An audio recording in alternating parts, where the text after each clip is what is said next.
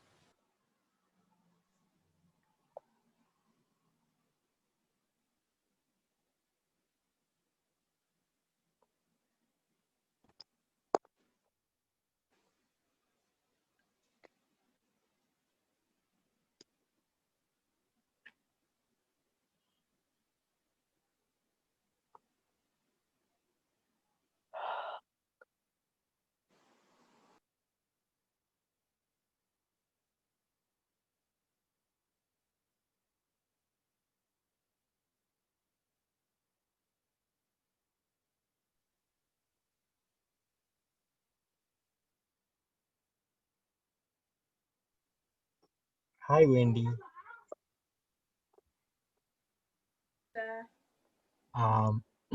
So my name is Peter Wayangi.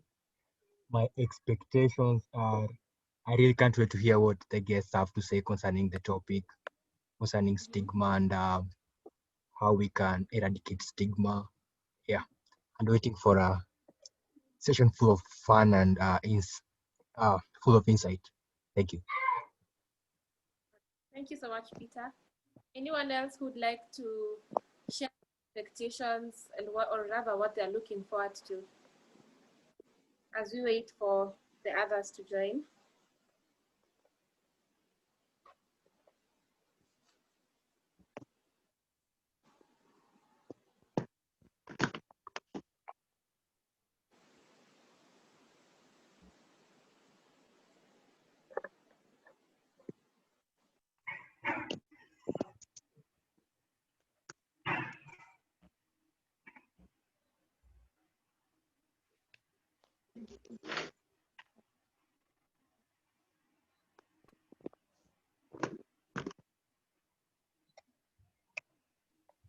So I can see Kristy and Talam have joined us already. Welcome.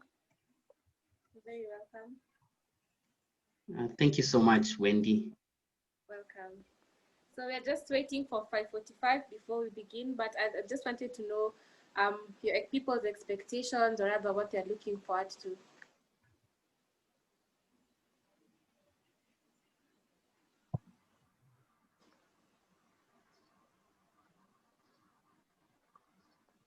I think for me, looking forward to hearing what you have for us and seeing how the conversation goes and what questions people have. Thank you so much, Kristy. Anyone else?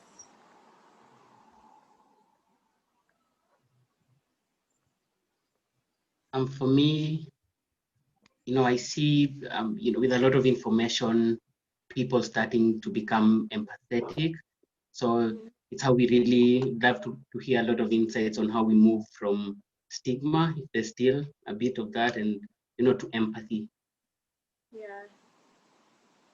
Thank you. Thank you so much.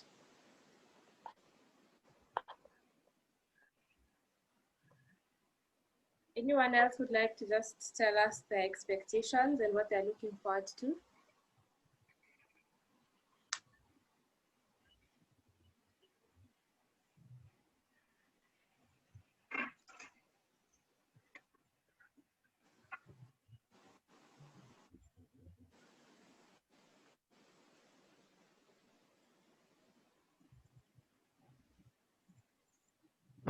Hi. Hello. Hello. My name is Zian. I'm here to learn about the different methods you can use to cope up with stigma, and also to hear people's stories on how they have been able to cope up with stigma and the methods they have used to cope up with stigma. Okay. Thank you so much. Magdalene, you can go ahead. Yes, Magdalene. Hi, I'm Magdalene. So for me, I'm expecting, okay, apart from knowing how to eradicate the stigma and the role of empathy, in eradicating stigma, how else can we also avoid romanticizing mental illness and, you know, just like maintain a balance in between stigma and yeah, and mental illness romanticization. Okay, thank you so much, Magdalene.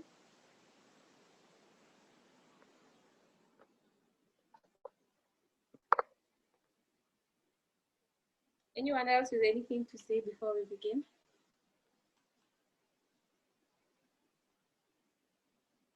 You can just tell us your expectations, what you're looking forward to learn or rather to hear.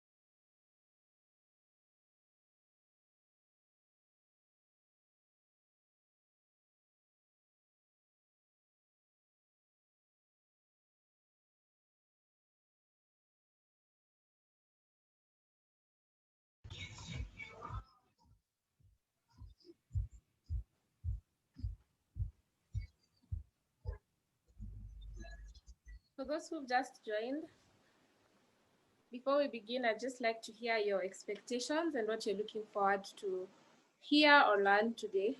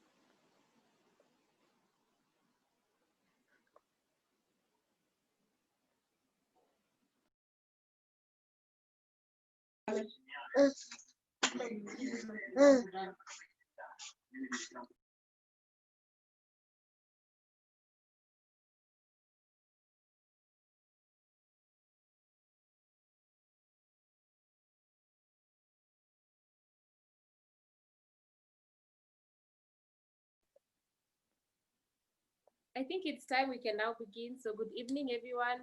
Welcome so much to today's event. This is the 4th annual Mental Health Awareness Week in the Strathmore University. And thank you for keeping time.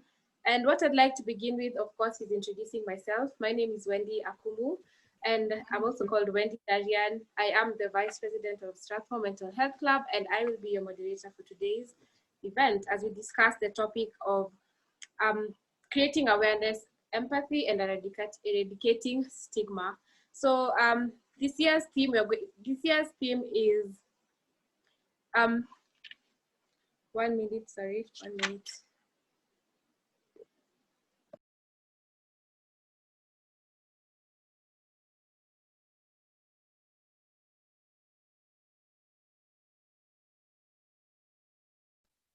Yeah, so this year's theme is raising awareness and eradicating stigma. And with me, I have three special guests to whom I'm going to be introducing them in a few minutes. And as I said earlier on, this is the 4th annual Mental Health Awareness Week in the Strathmore University. And today's topic of discussion is going to be eradicating stigma and creating empathy. So I'd like to introduce the three guests we have today, or rather the three panelists that I'm going to be hosting today. So the first one, we have Samuel Talam, who's the founder and the CEO of Amazing Minds Africa. Then we have Kristy Obuya, who's the co-founder of the Strathmore University Mental Health Club. And lastly, we have Joyce Wangari, who's a consultant, psychologist, and research mentor, among others. So I'm a huge believer of ladies first. So I think I'd begin with Joyce, then Kristy, and Samuel. Joyce, if you didn't mind, please introduce yourself. Thank you so much. This is a wonderful idea for Strathmore to have a mental health awareness week. Not all universities have this work, and I must congratulate you for putting this together and for inviting me. I really am privileged. I have been providing services to underserved populations, most significantly people with disabilities, and so that is my specialization. I am a psychologist, and I work a lot with university students. I'm glad to be here. Thank you. Thank you so much, Joyce. Next, we can go to Kristy. Kristy Obuya, kindly introduce yourself. Hello, my name is Kristy Obuya, not Christine, Kristy with a K and a Y. I'm one of two founders of the Strathmore Mental Health Club, me and Wambui Kangara. We started it about 2 years ago. Currently, right now, because of COVID, I'm in between. So technically I should have graduated, but I haven't graduated. So I'm graduating in December. But yeah, so I'm technically an alumni of Strathmore. Yes, I was undertaking a Bachelor of Arts in Development Studies and Philosophy. And I actually want to go to do a master's in global mental health. Yeah. Thank you so much, Kristy. Lastly, we have Samuel Talam. Kindly introduce yourself.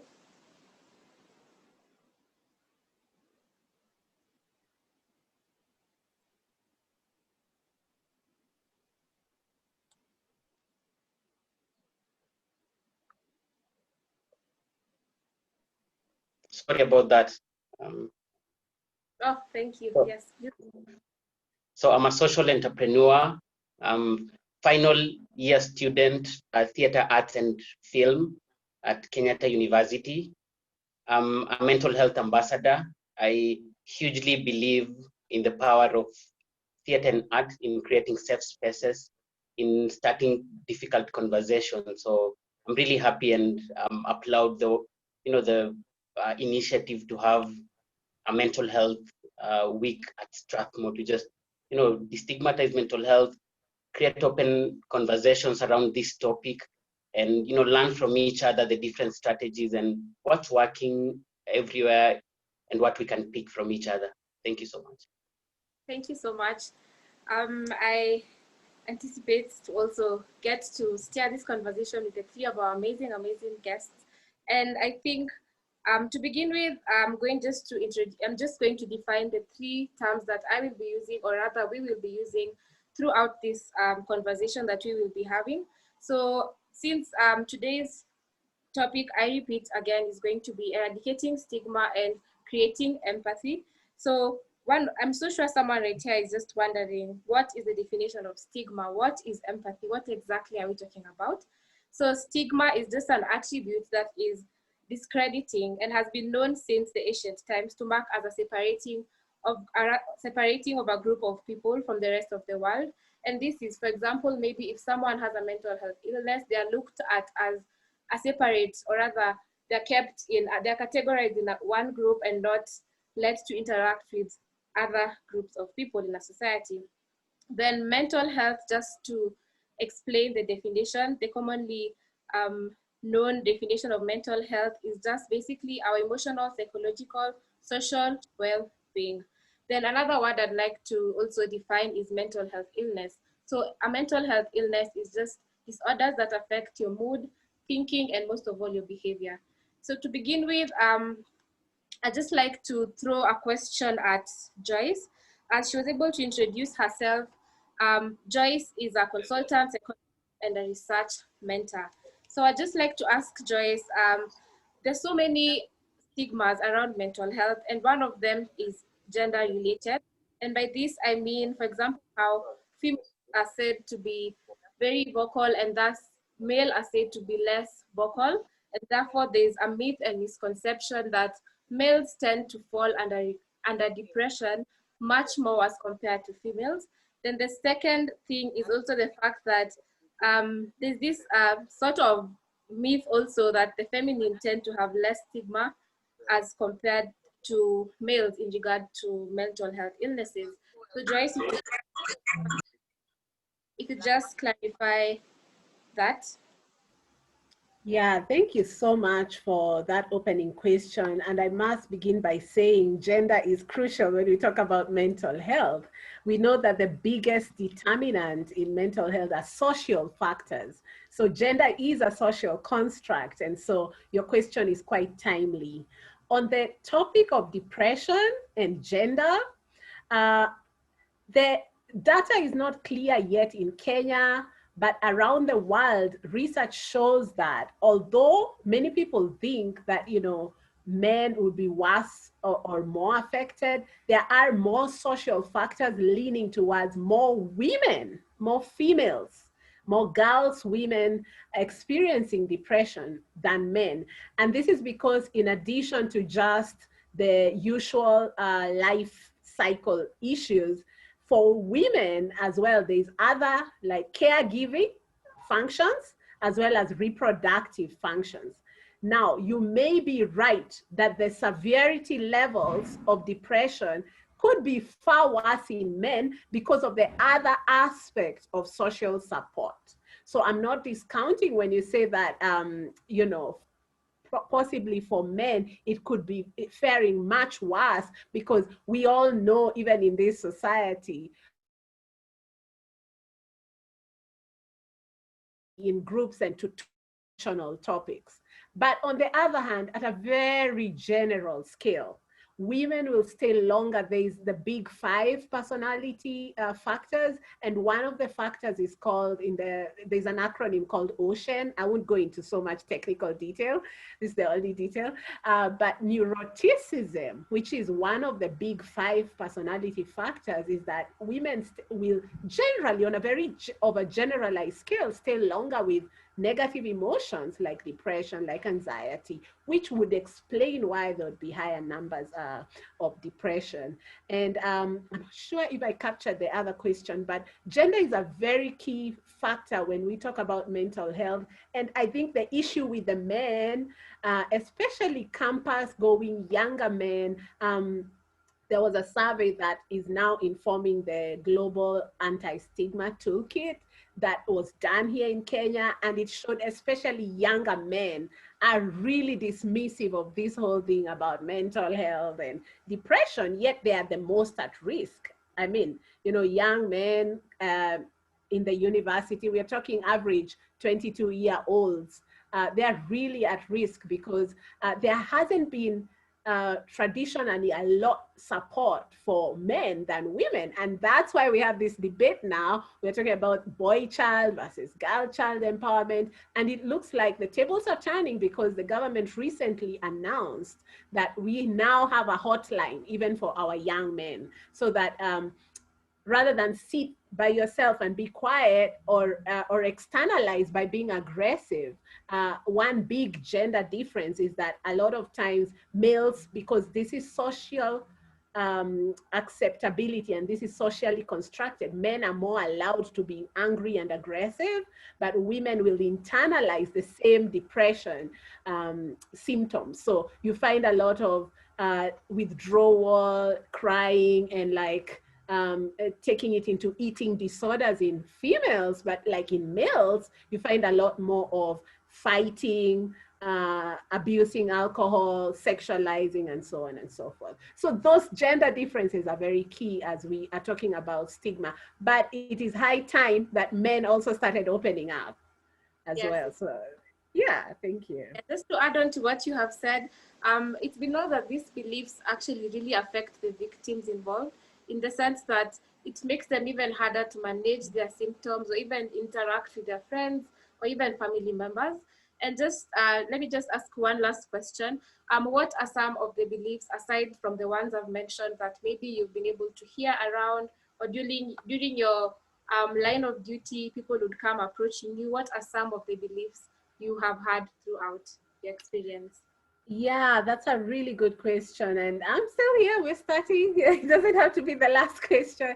But there's a lot of shame. I must say, overall, there's a lot of shame. And most people experience a loss of status if they feel like they have to disclose that they struggle with a certain condition, such as a mental health condition. This should not be the case. But I've had a lot of times when people say, please, I don't want this story with my friends. I really don't want them to know I'm in highly troubled times. People are crying out for compassion, but there doesn't seem to be enough people to actually sit and listen. You know, I'm trained as a psychologist, and I think the biggest issue is that we just don't have that enough of the listening in the society. We don't have enough space for those conversations. So I would say that the biggest myths are around when you are struggling, you are weak. You know, that's a very common one. You're weak, imekushinda. Unasikia hata sahi this month watu wanasema ati October haitaki nini, makasiriko. So many people are not just willing to take their time and give gentle guidance and have somebody open up, you know, your heart. You know, there's a saying that people don't care how much you know. They really want to know if you truly care. So let us be each other's keepers. I think the biggest association with mental health is somebody was weak, they couldn't cope, and we don't regard it the way we regard a physical health condition. So I just want you to imagine this scenario. If you go up to your friend and say, I had malaria, they'll go like, oh, I'm so sorry. But if you go to someone and say, I'm really struggling and I was recently diagnosed with bipolar, they'll be like, what is that? Is that like the song bipolar? Or what are you talking about bipolar? And many people will actually make fun, brush it off, and not see how really this could impact you. So we want to start thinking about mental health just like we consider physical health. So another myth, aside from being seen as weak, it cannot be that serious, you know, unless you have a physical condition. Mental health is just, you know, you'll just get over it. You should stop drinking. A lot of people don't even understand some things like addiction. That's a condition that can actually be treated, but they will moralize it and say, oh, this person drinks too much, they should just stop. There's a level above which that person actually needs professional treatment and will not just need just the willpower, sheer willpower alone. So those are some of the myths surrounding mental health. Thank you so much, Joyce. And one thing I normally emphasize on is mental illness doesn't equal mental weakness. Yeah, so next, I think I have a question for Samuel, him being the founder of Amazing Minds Africa. My question to you, Samuel, is how, through what ways is Amazing Minds Africa helping in eradicating this stigma and really embracing empathy? Thank you so much, Wendy. And I just want to echo what Joyce said. Like, there's so much stigma around mental health. People who are struggling are seen as weak when we would ideally identify, you know, going through something difficult at one point of our lives, you know, having difficult emotions. So it's really absurd and to see people not acknowledging and providing spaces for people where they can be able to open up and share, or even them sharing that they're going through difficult things, especially at this day, in these days where social media has been really huge. Like it's portrayed a picture where we are not supposed to, like this kind of a perfect person, no negative emotions. I mean, no negative emotions or difficult emotions. So, I mean, I think I just want to echo that we all go through this, and it's great if we can provide opportunities for other people to be vulnerable, or even ourselves be vulnerable to them on what we're going through.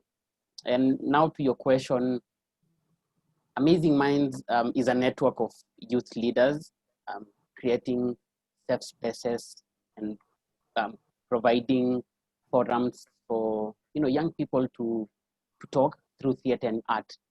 So how we do it is, and first why, because I lost a close friend to suicide, and Collins said that the devil had overcome his fate.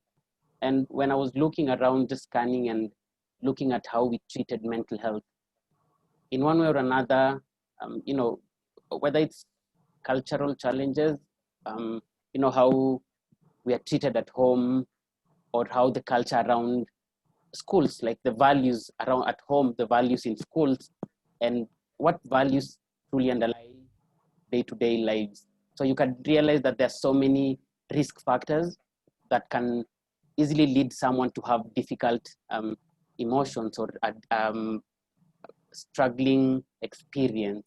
So I kind of felt what Collins felt at that point, the pressure of being a first year student coming into a new environment. And I felt that we did not have these communities that created opportunities for people to know that it's okay not to be okay, but it's not okay to be silent about it.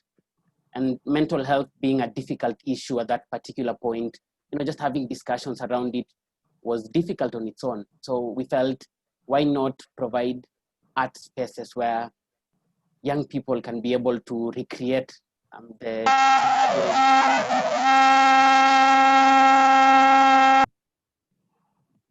the scenarios, where we can be able to recreate the scenarios that we're going through storytelling. Sorry about that. Through storytelling. So what we ideally do, we do a lot of games. So we have 2 programs that we run, and both of them create opportunities and spaces, safe spaces for young people to be themselves, share stories. And we use play, drama, and interactive discussions. So in a typical evening where we do plays, we start with games, we mobilize students on campus, and then we would start with thematic games, whether it's a concentration game, so we have intimacy games, we have warm-up games, and we have concentration games also. So we start with that, and it progresses into a discussion. We would say, if it's a concentration game, has there been a moment where you have felt you were not in a space to concentrate? And someone would, we would go around and we would get a person's story and would say, okay, let's recreate that story and see how it was. How did you feel? Okay, we realized that you had your friends, your parents, or someone. So can someone play this role? Can someone play this role? And then we replay that. And at some point in the play, we ask people, did you like what you saw in the play? So the play might have ended, the outcome of the play might have been suicide, or if it's a story that someone shared that, they lost someone, and then we decide to play that, and we ask the audience, did you like what you saw? And they would say, people would have different things to say. So those who say they did not like the experience, we would ask them, would you come over and replace our protagonist in the play? So I talked about forum theater, 2 different, I know very technical theatrical terms, but it's ideally just forum theater with replaying those scenarios and replacing the things that we do not like. And then we have a group of actors who remain in character, even as an audience member comes to replace a protagonist. So maybe to just talk about it at a broad level, what happens is most of us do not like to see our stories being played out. We want to be able to be part of that story. And the goal is not to have a perfect ending, but it's to have good discussion that shares knowledge. Wow, wow. Thank you so much. One thing that I've really found interesting is the fact that having a voice, that is what we use to eradicate the stigma. And by having a voice, this doesn't necessarily mean stirring up conversations. You can use some of the talents that you have, be it drama, be it music, and very many other different ways. Then I want to quote you, Samuel. As I was going through your social media pages, I just saw one quote that really, I found it worth sharing, and it really caught my eye. And it says, theater and arts contributes greatly to healing, as symbolism also challenges people to transform their narratives. It is a light way of sharing perspectives. People feel empowered to transform the things not working in their lives. So I really like that. And you starting Amazing Minds Africa is such a huge step, and it's such a very nice way of eradicating stigma in an interesting way, especially among the youth, as using drama makes it more comfortable for them and even makes them even more make them feel even much better being able to just share their stories out there, because I believe that everyone's story is worth sharing. So thank you so much, Sam, for the answer. Then I have another question for Kristy. So Kristy, being the founder of the Strathmore University Mental Health Club, I just want to ask you, Kristy, what was the thought behind you beginning this club? Because definitely you just didn't wake up one day and decided, let me begin the club, but definitely there are just some things that steered you, or some things that really made you feel like there's a gap that I need to fill. You'd really explain to us the thoughts behind Strathmore University and its existence. Okay, thank you, Wendy. When we started, it was towards late of 2018, and I don't know how many of you have good memory, but around that time, there were a lot of university students committing suicide around Kenya. And in terms of Strathmore, there were a lot of students who weren't going to class. There were a high number of dropouts at that time. I think that was, at that point, was the highest level of dropout Strathmore students had. And I remember lecturers would complain no one is in class, but if you went to the student center, it would be full. So you see, there was like a paradox between the student is in school, they just don't want to go to class. And why don't they want to go to class? Because they're not in a mental health state to be able to sit down and concentrate for a 3-hour lecture. So my friend Lynn at the time approached Kangara and I, Wamboy, who is also the other co-founder, and asked us, like, what do you think about this? What can we do about it? About how can we bring this conversation on a larger scale, rather than us always talking about it between our small circle? How can we just make it much more larger?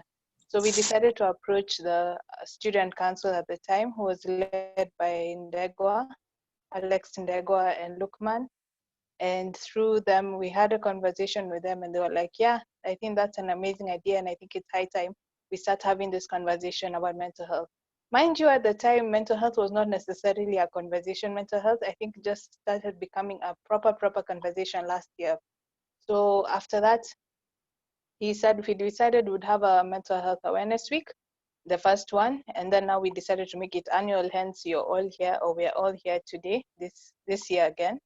So what we decided to do is we decided to conduct a survey and find out what are students interested in learning about mental health. So we found that many people actually wanted to know information about mental illnesses. So things surrounding, again, remember at this time, mental health was not necessarily a conversation. It was just a coming idea, but people hadn't really started having the proper conversation. So we decided to tackle, we did depression disorders, we did anxiety disorders, we did bipolar disorder, we did schizophrenia, a bit of schizophrenia, but not in depth. And then we also did OCD, obsessive compulsive disorders. So after that awareness week, it was such a success that we found out that there was a growing need for people to actually have these conversations. But the problem was that people didn't know who to talk to, or people were ashamed. Remember, stigma at that time was very, very high. And now it's just slowly by slowly, people are leaning towards now opening up more. But we found that many students were actually struggling. But for the main thing on the side of Strathmore students, one thing we found out was that again, due to stigma, so many people were scared of walking to the medical center and asking to see the resident counseling psychologist at the time. So what we decided to do was set up a hotline, a mental health hotline that, as some of you know, is open from Monday to Thursday from 8 to 5:30, 0724255169. I've memorized that number because I've been asked about it so many times. Yeah, so through the hotline, it was also a great success, and it's still a success. Students were able to kind of grow. I can type it in the chat after I'm done speaking for those who may want to contact. Students, I realized that, or we realized that, students actually benefited a lot from just having that kind of extra added service. Again, was a way of trying to help people through mental health. At the same time, you know, it's this stigmatization of, oh my gosh, like, why am I calling? And then now the counselor will put a face to a name. So we didn't want that. So we decided to just set up a club, mainly because we didn't want the idea, the mental health agenda, to die with us.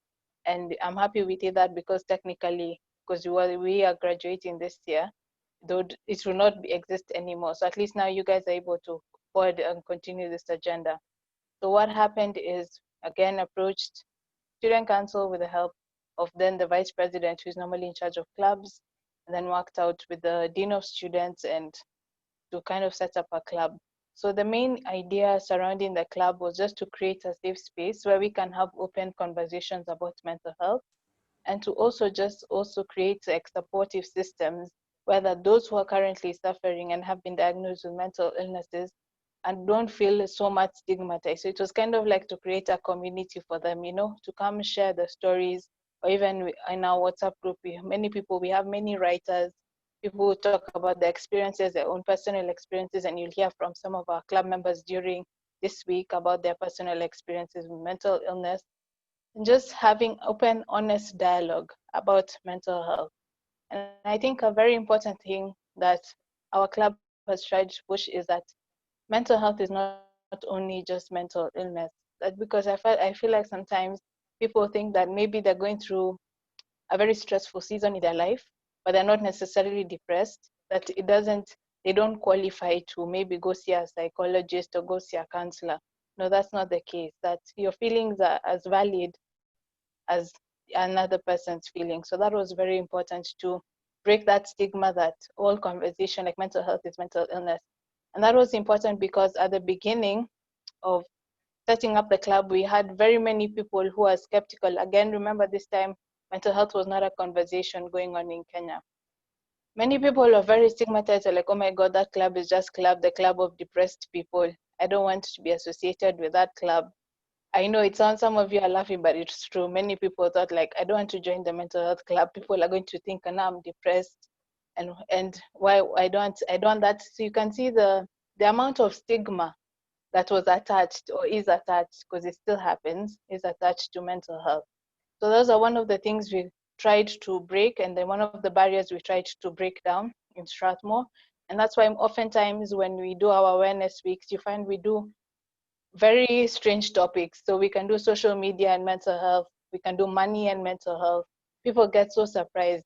They're like, what do you mean? Because a lot of times the kind of conversations that are curated around mental health is surrounding mental illnesses. Not to say that they're not important, but just to show people that your brain is an organ like any other organ, and it needs its own help and it needs to be taken care of.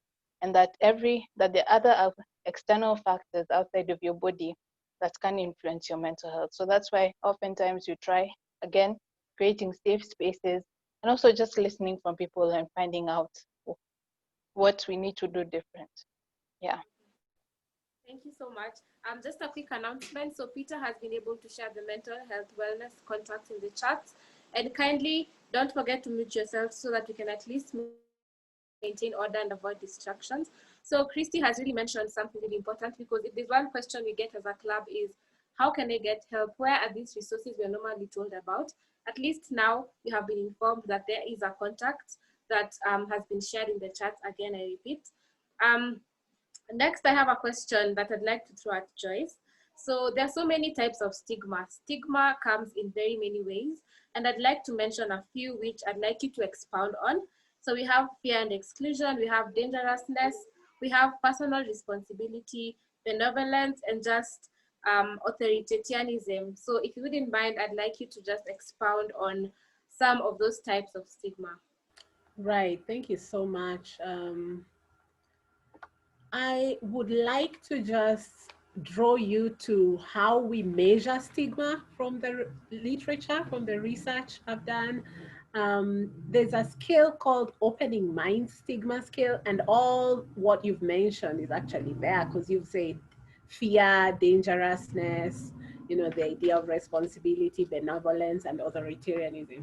So the opening mind stigma scale actually looks at summarizes this into like three components.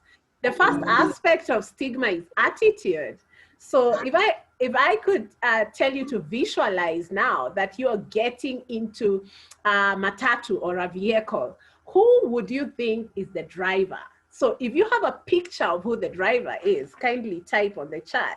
If you could describe the gender of the driver, would that be a male or a female? Let me see if people are listening or they left their Zoom and walked away. So if you get into a vehicle, who would you presume is the driver? If you could describe the gender of the driver, male, yeah. Got that. Yeah, I see people are awake. Thank you very much. So that's something, with attitude, we call it implicit bias or unconscious bias. And attitude is so key, such that now we all know there's etiquette language. You don't just speak about people with mental conditions and things like that. Although that was a general example I was giving, that was just for each one of us to examine what attitudes we always have as we walk around. If you enter a vehicle as a passenger, you're expecting the driver to be a certain way. What if you were told the driver is a lady and who suffers from a certain mental health condition from time to time? What would you think about it? What would your attitude be? Again, please write on the chat. So if you now got to see the driver, this is a lady and she tells you, oh, sometimes I suffer from, this and that. Somebody says, I wouldn't board the matatu. Oh my goodness. So really, this is just a really fun exercise for each one of us to examine our attitudes. And attitude is a main factor in stigma. We need to learn etiquette language, and we need to kind of consider that somebody might be stressed. People don't just act idiosyncratic, just like that, Sometimes just give people, benefit of doubt and some distance. And then again, under stigma, we look at social distance. This is really interesting. The WHO has been using this word social distance, but it was recently changed to physical distance, because social distance is it's a very different concept from physical distance. When we are talking about COVID-19, we are talking about physical distancing. But when we talk about social distancing, is when people really create the otherness. Like you say, I'm really separate from you. And human minds are naturally superstitious, as we've seen in the chat today. Nobody thought the driver would be female. So we are all just natural. We all bring our biases into each situation. But after we do that, the next part of stigma is we separate ourselves. And so the idea, the solution is to really see your common humanity with any person who currently you're judging or stigmatizing or shaming. We're all in this together. Today it's me, tomorrow it's you. All right. Although maybe you're a teetotaler and you've never taken alcohol, there's no need to completely judge or degrade or detest the other person just because they're completely addicted. That person can get help. Then the third aspect of stigma is social responsibility, as you've mentioned very well, and that is about this groupness, this togetherness. Can we use our creativity? I really like Sam's explanation on how university students can come together and really using effective practical measures, using art, creative approaches. Mental stigma. I also like what Kristy said, that when they started the club, wasn't much until when, you know, they really caught people with the topics that are so creative, social media, money, you know, this is what, yeah, young people want to tune into. So the idea of social responsibility to tackle stigma. So I would say those are, if I would summarize, those are like the three main forms of stigma, but there's also the impacts of stigma, which I think is also crucial, and allow me to mention. After, you know, you have a poor attitude, you distance yourself from people and you're not responsible, then the impact, the biggest impact of stigma is people hide. People do not get help. So there's hiding, which has its own drama, you know, when you're living a double life, you're like this, and then, you know, the other way as well. Then number two, it prevents access. So the other big impact of stigma, it prevents access to help, to somebody you could speak to, you know, help. Number three is apathy. There's this, like right now, I think COVID-19 is exposing and deepening all the iniquities and disparities in the mental health sector, because I've seen people now removing their masks and they're like, ikuje, ini ya wale, mi siko kwa hii COVID. You see, so it's really a space where a lot of people are like saying, I don't care. Yet, we know that the numbers of people with COVID-19 are actually going up. So this apathy is another big impact of stigma. And I would say another consequence is it discourages adopting healthy behaviors. So, you know, because of stigma, you're stuck in shame and fear, and that anxiety has you just not doing what you could do to improve your mental health. So stigma is a really big topic, but I would say right now it's so timely because also there's the other public health pandemic, this virus, this pathogen that we are all dealing with. But all these things are to say that empathy is the way to go. Take off your shoes metaphorically and start walking in other people's shoes. And when you do that, you can dispel a lot of the suspicion, the hostility, and build some trust along the way. Thank you. Okay. So today's topic being eradicating stigma and creating empathy. I'm sure there's someone who's wondering what exactly is the role of empathy in eradicating stigma. Yeah, so what does empathy really do? Does it really have a great impact or less impact? What exactly does, what is the role exactly of empathy in eradicating the stigma?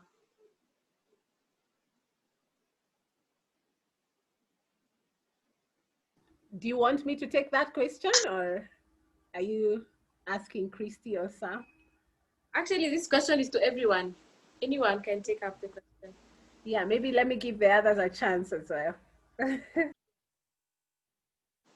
Kristy, Sam, anyone can take up the question. I think what I would say for me is just acknowledging people's pain. That's a huge role of how empathy can overcome stigma, is because a lot of time people feeling stigmatized, as just as eloquently put, is that they often tend to hide, and because of they're hiding, they're not receiving access, and because they're not receiving access, their mental health just continuously deteriorates. And I think acknowledging empathy is not only like sharing in someone's feelings, but also understanding them. And that first means you acknowledge their pain, acknowledge that they are going through something, because oftentimes I think people invalidate people's feelings, like especially our society, or let me just say our parents per se, our parents' generation, like, you know, get over it, this year stress, everyone has stress, nani hana stress, you know, they continuously invalidate your feelings. And sometimes I think it's very important for someone, especially those going through a hard time, to acknowledge their pain. Yeah. Okay. There's something it's just a did you know, if I may call it. So it says that, did you know that according to the World Health Organization, stigma and lack of understanding about mental health disorders are major barriers to seeking, helping, and promoting better mental health. And I really like the fact that we've actually come to realize that everyone has just mentioned something about stigma just being a barrier to someone seeking help or just going ahead to utilizing the resources available. So another question I'd like to ask just to the three of our guests today is, some days you wake up feeling like the sun doesn't shine as brighter as the day before. So what or how do you handle such difficult days?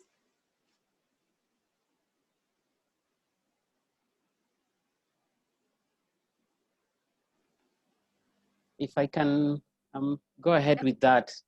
Yes, please. Yeah, I mean, I personally acknowledge that some days are bad, some days are good. I mean, but one thing I keep, on top is that despite all that, there are small things that, could be going positively, either it's in my life, in the life of the people I love. So I think it's just like to shift a bit to be gracious about the things that are the small things in life. So for me, it's gratitude. Okay.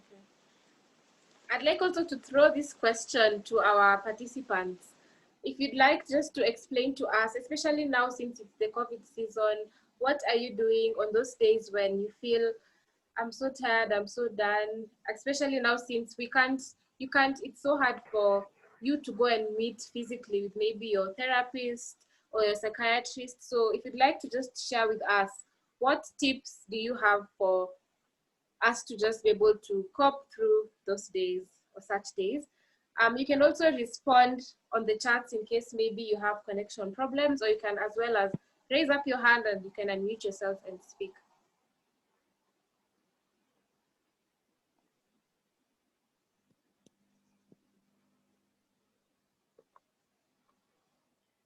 As I wait for a hand to be raised up, I have a question, and this is just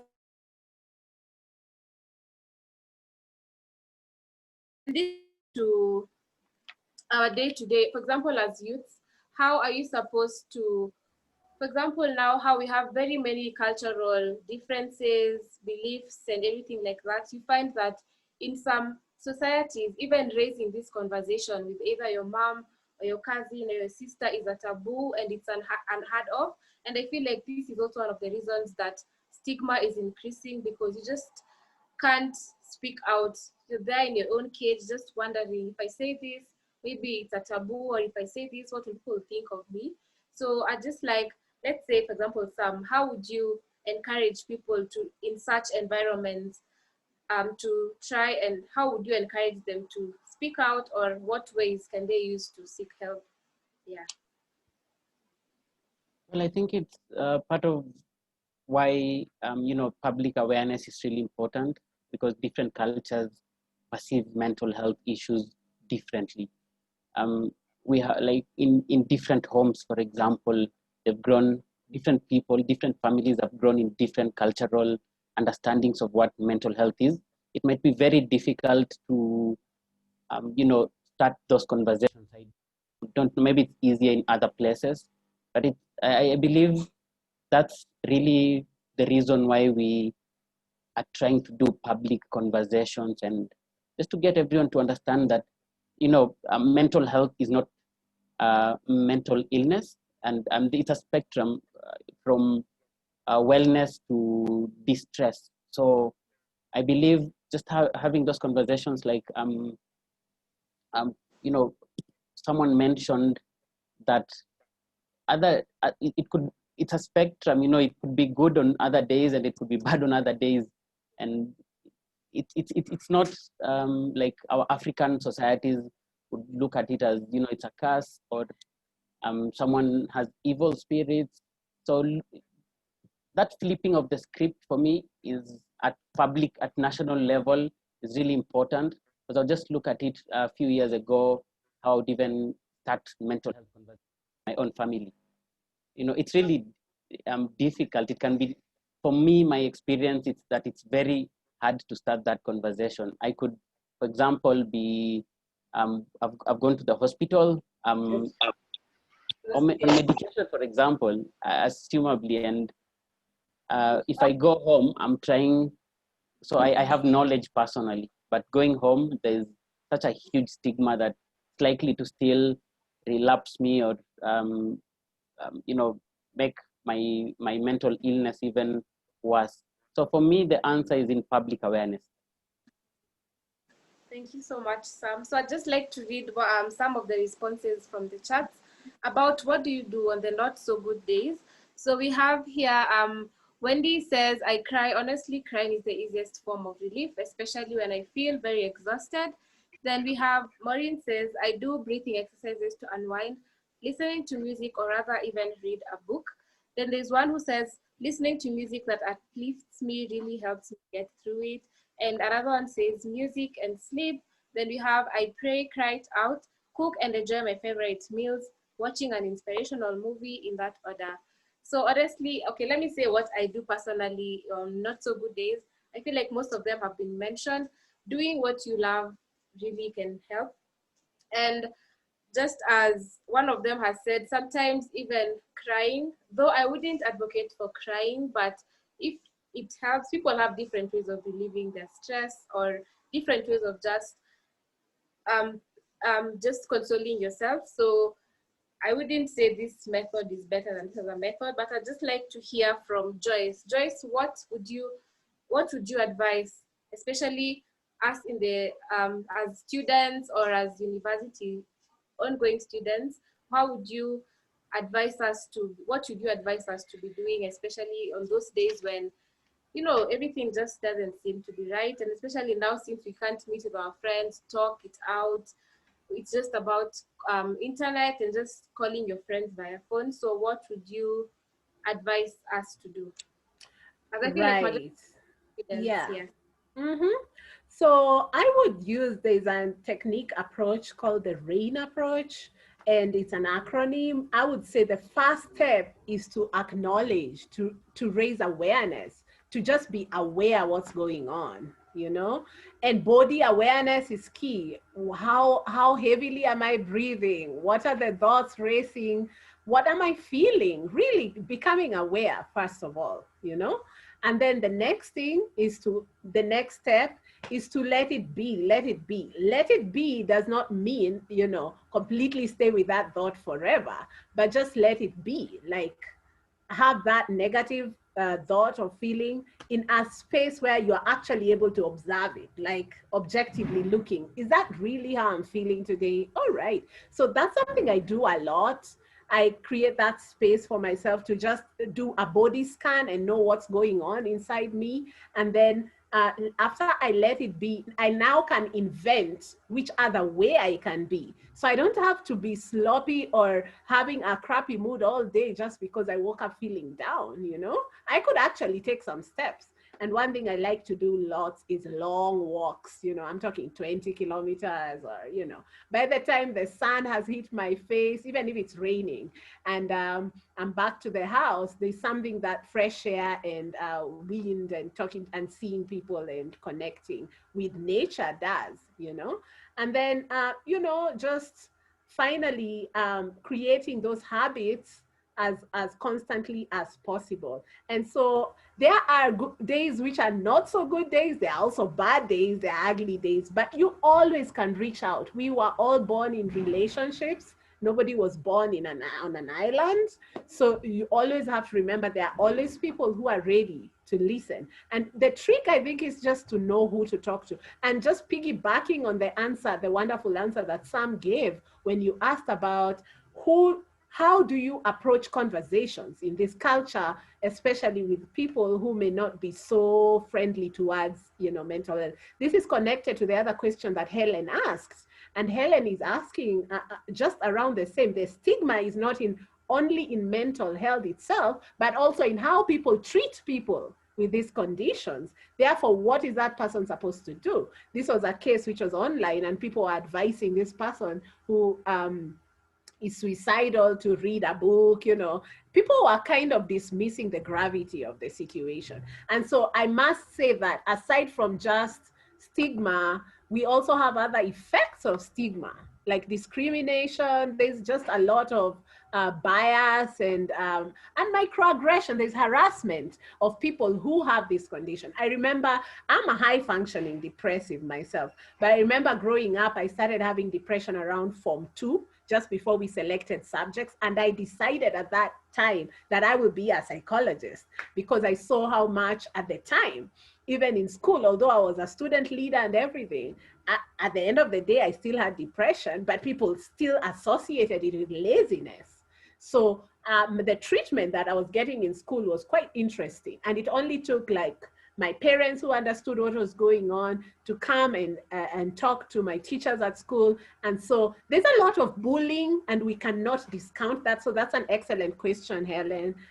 Prejudice, labels, and stereotypes and discrimination, really, towards people who are undergoing, some, mental health suffering or problem. So the key, I think, is to know who to talk to become more strategic. So every culture, even before formal psychology came to Kenya in 1979, 40 years ago, every single culture in Kenya had aunties and uncles, and everybody understands that.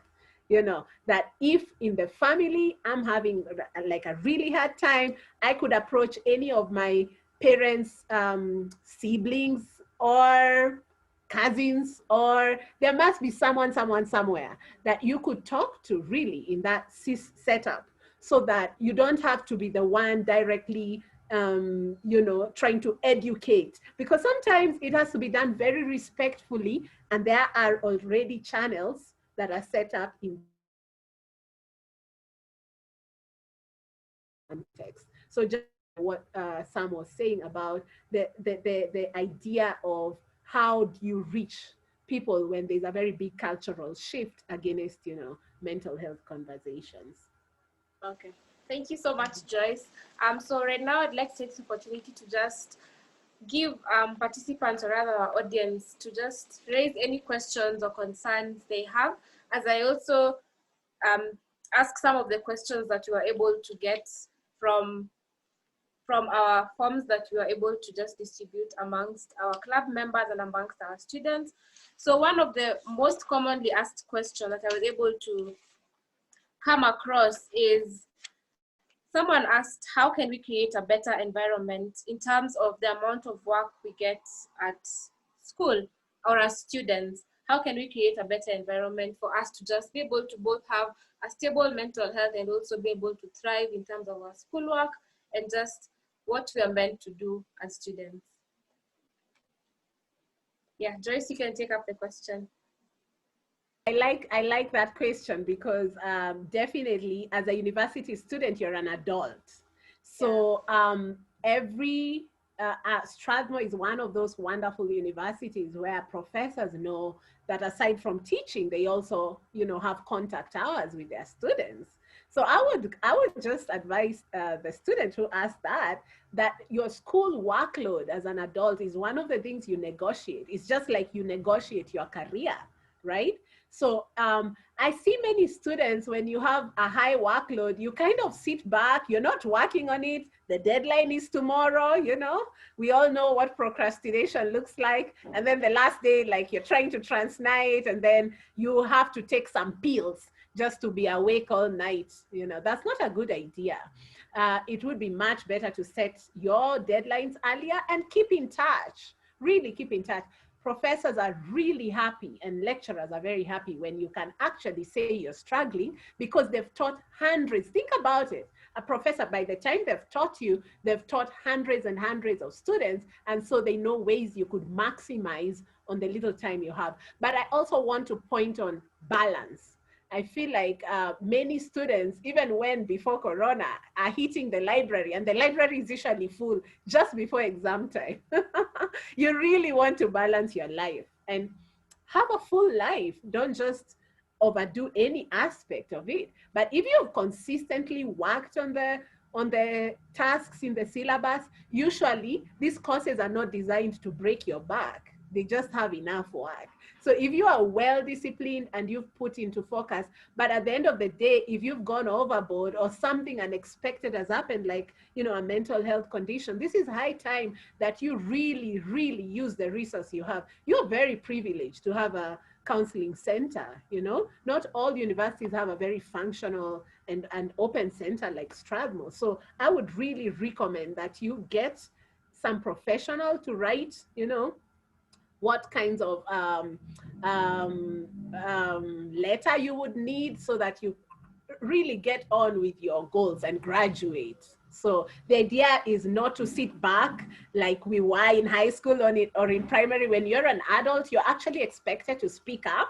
And it's only when you speak up that the system can be adapted to help you excel academically. So there's all these people in many offices who are ready for you. But the experience usually is that students will not come up, they'll not speak up, and then they'll be now trying to swim through deadlines last minute. So that's what you actually want to avoid. Yeah. Thank you so much, Joyce. Again, if you have any questions, kindly just don't be afraid. Just raise up your hand. Kristy, you can go ahead. I think for me, I would like to just say know yourself. I think that is very, very, very important. Like personally for me, I'm not a night person. I'm not a trans nighter. When I was in school, I used to be in bed like I think by 9. Yes, even my classmates used to call and joke and say I'm a shosho because I could not for the life of me. I don't understand how college students are up till 2, 3 in the morning. But for me, now what works for me is I'm a morning person. So I would normally wake up very early and I would be in school by 7. And I would just spend 1 hour before classes start at 8:15 and just kind of catch up with my work. So I think it's very, very important because if I had gone with peer pressure, I would have left all my work for evening and knowing I'm a morning person, and then I'm there struggling in the evening trying to read my books when my eyes are so tired, my brain is so tired. Like I could not lie to myself. I did not do any work when I was home my whole university life. Also, another thing I think I think it's important to look at your assignments and understand the depth of your assignments. I think oftentimes what happens is you set your assignment. So maybe, for example, your assignment is due on Monday and you've been given, you had class today, it's due next class. So you say, okay, I'm going to work on it during the weekend. Then personally, like for me, I did philosophy, so we had a lot of reading.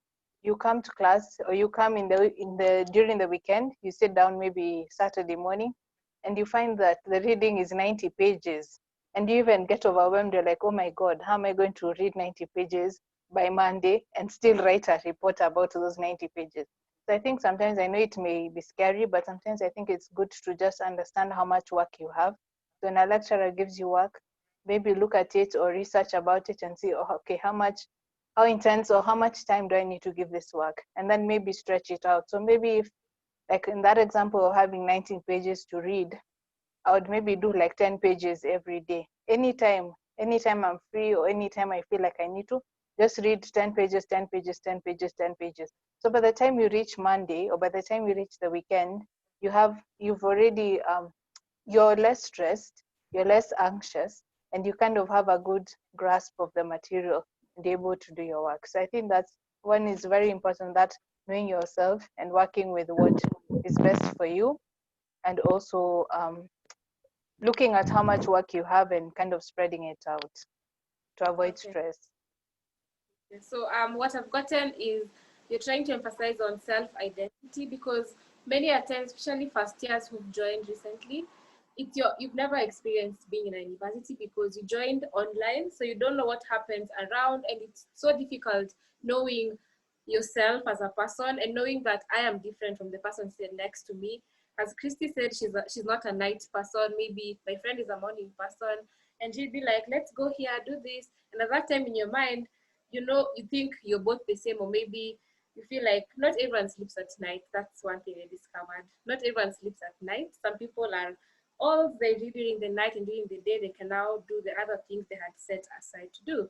So I have one question for you, Kristy, and this is something I've also faced quite a lot. The fact that everyone normally says if you have so much work or feel overwhelmed, prioritize what is important and start with that or do that first. So my question is, what if everything just seems to be important? For example, beginning with one thing and leaving the other, as in everything is just important. So how then do you prioritize? That's a very good question, because sometimes you have, like for me, technically, I was doing a double major, meaning I was doing 2 degrees at the same time. So I was doing development studies and philosophy, and sometimes you had work for both sides.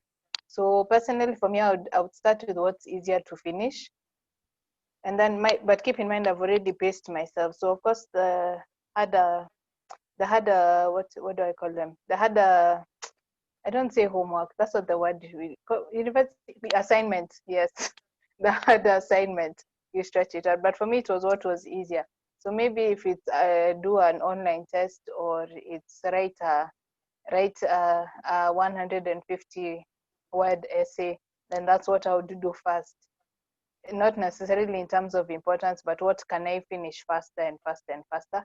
And then also for the hard things, very, very important is to distribute it, and don't get, because you end up getting overwhelmed. And then personally, like for me, when I get overwhelmed, I won't do anything. I'll just sit staring at my laptop and be like, I wonder who is going to do this work, because it ain't me. Yeah. Yeah. Okay, thank you very much. Over here the chats, I'm seeing a very interesting conversation. So here we have a conversation, and Magdalene agrees with Helen, who said that, okay, I can't really go back to see what the chat is all about, but Magdalene said something that I agree, but I feel there is an extent to when someone needs to talk to someone who can help. Just like any other illness, some can be treated by oneself and some need medical treatment, in this case, therapy. So I feel like this question can be answered best by Joyce. Would you advise someone, is there anything like helping yourself? Can you really help yourself, or you have to get help from another party? Yeah, I really like the discussion going on. One thing I like about young adults is that you are all very inquisitive. You are now also creating the values, for your life. I personally believe talk therapy is not the only way that people can get healing. It's not a must that every single student in every university must attend a counseling session. However, there are some myths around accessing. Most people think it's only for extreme case of disorder like clinical depression, while the truth is counseling can just help you move from good to better. So the idea of attaching any label to what counseling is and is not, you would only know if you experience it. Some students also have experienced some counseling intervention, maybe that they did not find effective, and therefore they can conclude that it doesn't work. But the truth is, talk therapy is not the only way. Just like Sam was saying, there's creative arts. And in my office, I use a lot of creative arts interventions. But just specifically on this question, to what extent does somebody need help to the level that they need to see a counselor? That question is really about, are you a person who will actually step up, do you want to talk through your issues? It may or may not be a counselor. It could be your pastor. It could be your sheikh. It could be your neighbor. It could be a trusted adult who mentors you. I in my life, I think I'm very blessed. I have mentors in all kinds of areas, and you could create your life to work for you. Self-care is crucial. In fact, when you go for counseling, a lot of times you will be encouraged to amplify your self-care. Many people think, oh, when I'm busy, I don't need self-care. I'll stop jogging or I'll stop going for sports because I'm very busy with school. But actually, self-care is very, very crucial. So we're not saying do away with self-care. We're also not saying counseling is the be-all, end-all. But what we are saying is that it is a very critical intervention, and it can work if you work it. You could actually go for counseling and not speak about anything but, lies, or you could decide to speak about somebody else. A lot of times, students will say, I have a friend, and they'll talk about their friend before they ease into the space. But if you could trust, the process, you could find benefit. And it doesn't mean you have to go for counseling when you have a very extreme problem. You could just go if you want to improve a certain aspect, say in communication or in interpersonal relationships or in dating. That's a very interesting topic that a lot of, young adults want to explore. And what you're getting really from a counseling space should be a listening ear, a sounding board, a mirror. So this person doesn't have any solutions for you, or doesn't have a girlfriend or a boyfriend there to give you. What they have is a space where you can really explore and come up with your own strategy for your life. So it's a really interesting debate. In adult learning, we say nobody is wrong. I would say keep up this conversation. This is a really interesting conversation. But if you have a friend and they're struggling, encourage them to go. The chances that they will get helped, faster, rather than my experience I shared when I had depression in Form 2. It took a while, but nowadays you could just, don't have to wait years on the end or months on end. You could actually get help more promptly. And that's what we are trying to encourage here today. Okay. Thank you so much, Joyce. So, Can I add something? Okay. Shortly. Go ahead. I think also the benefit of a professional or cancer psychiatrist and therapist is that they give you an external opinion on what's actually going on in your mind.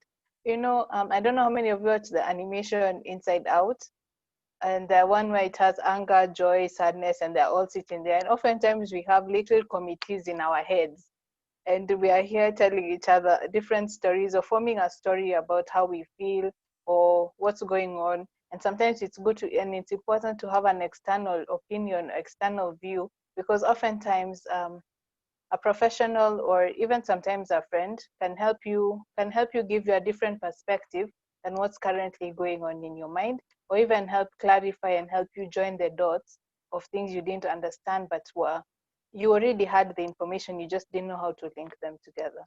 So I think that's why it's important. Thank you so much, Kristy. I hope now there's more clarity on that issue.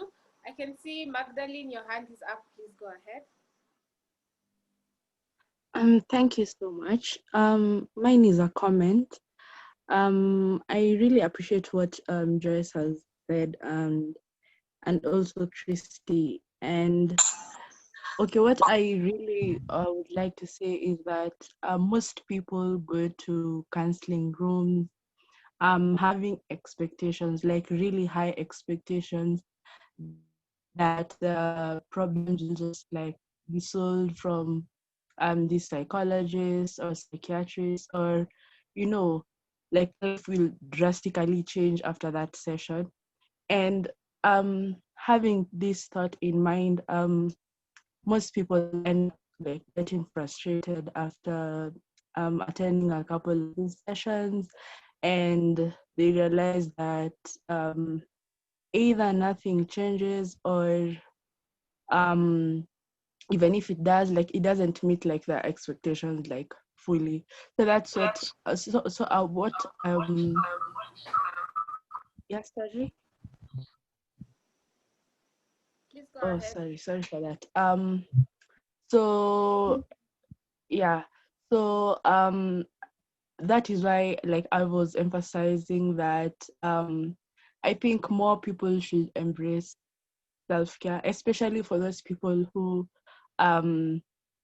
really, like, they really are having trouble with their own identity, like they don't know what works for them. Yeah, because like seeking it from a professional or from a friend or from a cousin might really, I don't know what's the right word, but like, yeah, it will just like go below your expectations. That's what I did, like from my own experience. Yeah. I really acknowledge you for, this conversation is very typical. So it's not just unique to Strathmore, but I would say that I like that you're acknowledging your role as a system change maker, that it's really up to you, your behaviors, your attitudes, your actions, reflecting the change you want to see in the world. It starts from you. So I'm really getting where you're coming from. And that's actually what we call a social justice approach. Like, do we walk our talk? So, you could have everybody, if you entered a room and asked everybody their opinion about your life, I mean, like you mentioned, your cousin, your whoever, you'll get as many opinions as there are people in a room, right? Yeah, so I totally get where you're coming from about, like, self-care is the most important thing. At the end of the day, it's the person, even if we are in a society and that we all are in relationships. I guess where I was coming from was about that we also could benefit, because human beings are social beings, which is why if you wanted to punish somebody, the worst punishment you could ever give to a human being is solitary confinement. That's why, like, in jail, you get that is the top most level punishment. But we are born in relationships, and being social beings, we could actually interact, and our energies can actually be there for each other. And so while I am really getting that what it means for you, self-care is to practice it in a way that works for you, rather than, you know, go over and ask an expert who will disappoint you, or maybe will not be up to your expectation. I really get your context. While I'm getting that, on the other hand, also what we are saying is we want to move forward with a sense of promptness, our conditions, you know, provide. For instance, if I'm having like mild depression, I've just had trouble waking up, which is, you know, very typical. I said earlier, I'm a high functioning depressive. If I kind of try to move on my own, it might work. I may not need to see a professional.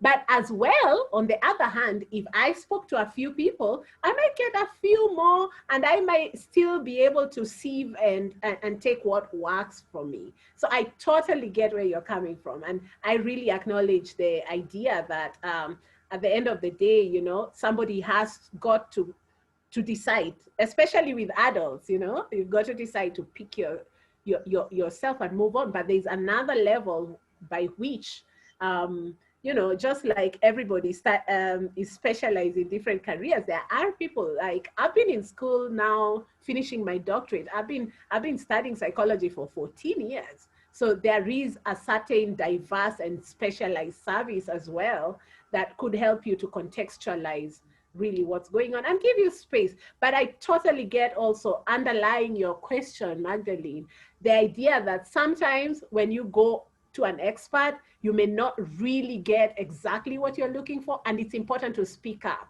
So remember that this service is part of your school fees, you know. So in other words, this is a university service. You're not paying anything extra. It's already there. It's available and there for you. So because it's your service, if you're going over there and maybe you've had a bad experience, or you've had somebody with a bad experience, these are perfectly important topics to explore, so that you're not sitting thinking, oh, this person won't meet my expectations or won't really help me the way I want. But you're right. At the end of the day, saying what you're saying is that it takes just, you know, whatever you decide. In fact, in counseling, we don't do the work for you. You do your homework if it's CBT, cognitive behavioral therapy, and then you come back, you talk about how much you've moved. So that's the thing. Wycliffe is asking some self-care skills.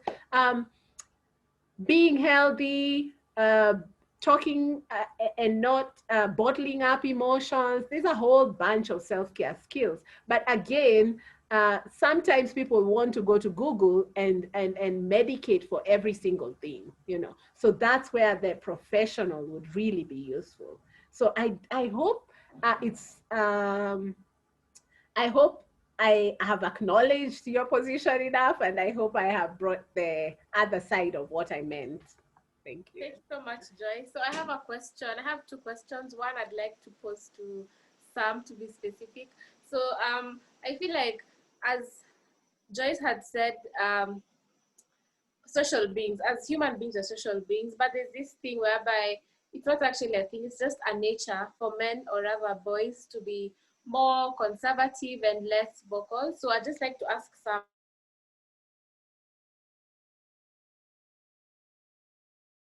how they can try and be more vocal without feeling less of a man, or without feeling like they're too vulnerable. So what would you say to our young men and boys we have here?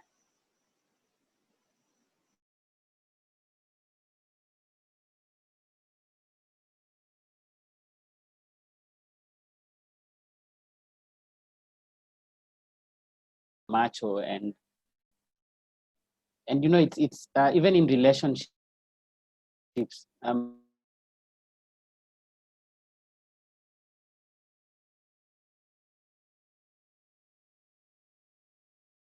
to leave me alone. I don't want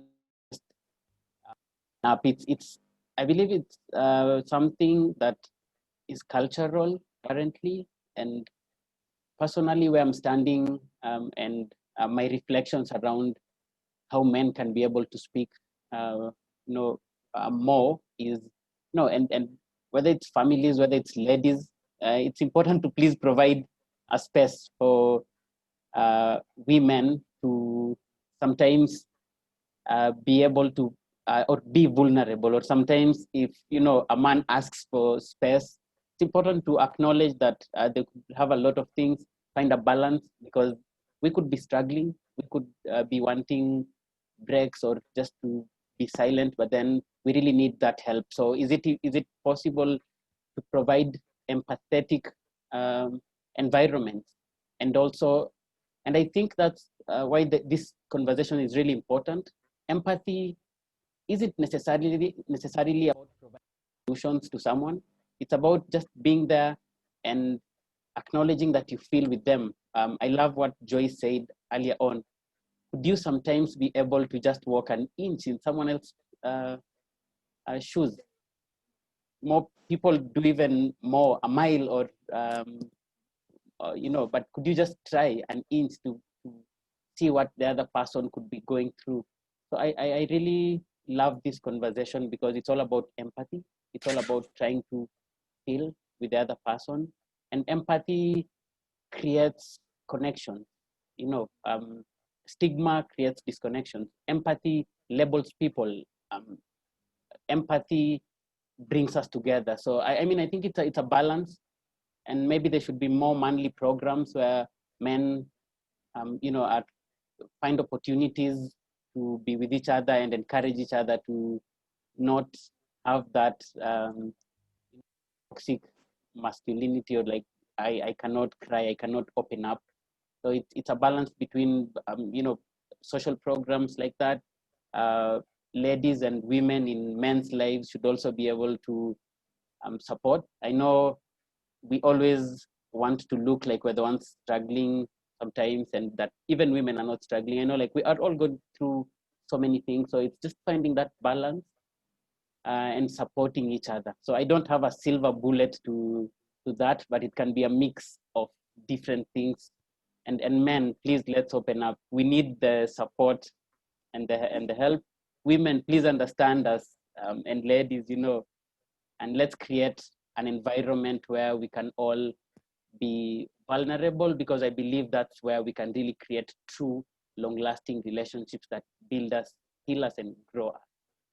Yes, thank you so much. I actually agree with what you've said. And what I normally say is that, be it a man or a woman, a boy or a girl, we're both human beings. We both have feelings that need to be acknowledged, recognized, and validated. So I totally agree with what you've said, and thank you so much. So I'd like to also pose a question to our audience. If you'd like to speak again, just lift up your hand and I'll be able to mention your name and you can unmute yourself. So my question is, for us females, we normally, when you hear of self-care, we just think of the spa, we think of making our hair and nails.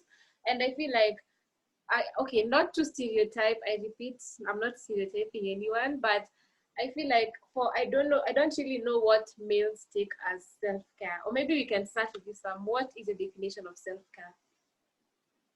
How would you define self-care, or what do you do for self-care? Yeah. I think it's more about loving yourself. I look at it as you're the most interesting person in the world. If you don't take care of yourself, you're losing an opportunity to, love, grow yourself, and you are always staying with yourself and providing value to other people. So if you don't do it to yourself, then you're, destroying yourself. So for me, self-care is about growth. It's about whether it's physical growth, psychological growth, and also being in a position to have value to support other people. So I look at self-care as holistic, including physically taking care of yourself, whether it's exercise, whether it's eating well, whether it's psychological and mental growth, reading, and also connecting with other people. Yeah, so that's my definition of self-care. Wow, thank you so much, Sam. So I'd just like to ask just Can one I question. add something? Yes, please. I actually believe men practice self-care more than women, contrary to popular opinion. Yes, and I realized this year because if you just look at our parents, uncles, they're at the bar every week, or even sometimes when it's a rough week, they're stressed. The midweek, they're at the bar. They're always going running, or they're going walking or jogging. They read a book. They just sit outside and stare at grass. It's just, they really, I honestly think men practice self-care more than women. And I think women sometimes, oftentimes, by the time we're reaching self-care, and it's only just maybe within this 1.5 years, that women have started taking it seriously. But most of the time it's because you're truly, truly exhausted. That's why you need to take time to actually take care of yourself. But for men do it so regularly. Okay, let me just add my voice there. I think there is a misconception in the pop psychology, especially just in our media, and self-care is connoting like, oh, have a lot of money, go for a big holiday, and that's really not it. For me, self-care is Ubuntu. When I'm really down and stressed out, I can just have someone, a good friend, look at me and say, you're not okay. And they'll tell me, don't stress it. When they say don't stress it, they're saying, I'll take care of what's important to you, for you, so that you can go take care of yourself. So I think where we missed out in this whole self-care debate globally, especially because it's been a very westernized concept, is that we belong in communities, really. And if you're really struggling, you could think about your life as you know it right now, and that somebody could step in. So in that case, self-care would be boundaries, asking for help, and not feeling bad to ask for help. For me, that's the definition of self-care. Asking for help, getting it, and not stressing. If somebody tells you, don't stress it, I'll take care of that for you. That's self-care. So self-care is community care, according to me. Yeah. There's a question on self-stigmatization, which I think is interesting. Please proceed. Before we add on to self-stigmatization, I just want to engage our audience a little bit. And Wycliffe, your hand is up. Would like to say something? Wycliffe, you can. Hello, I hope you can hear me.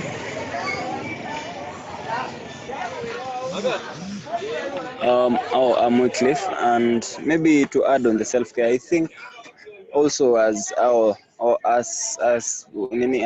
this is saying, the whole idea of self-care being something very, we've made self-care an abstract concept. It's something that is basically hard to attain, because me personally, when I heard of self-care initially, I thought maybe you have to work out, exercise, nini.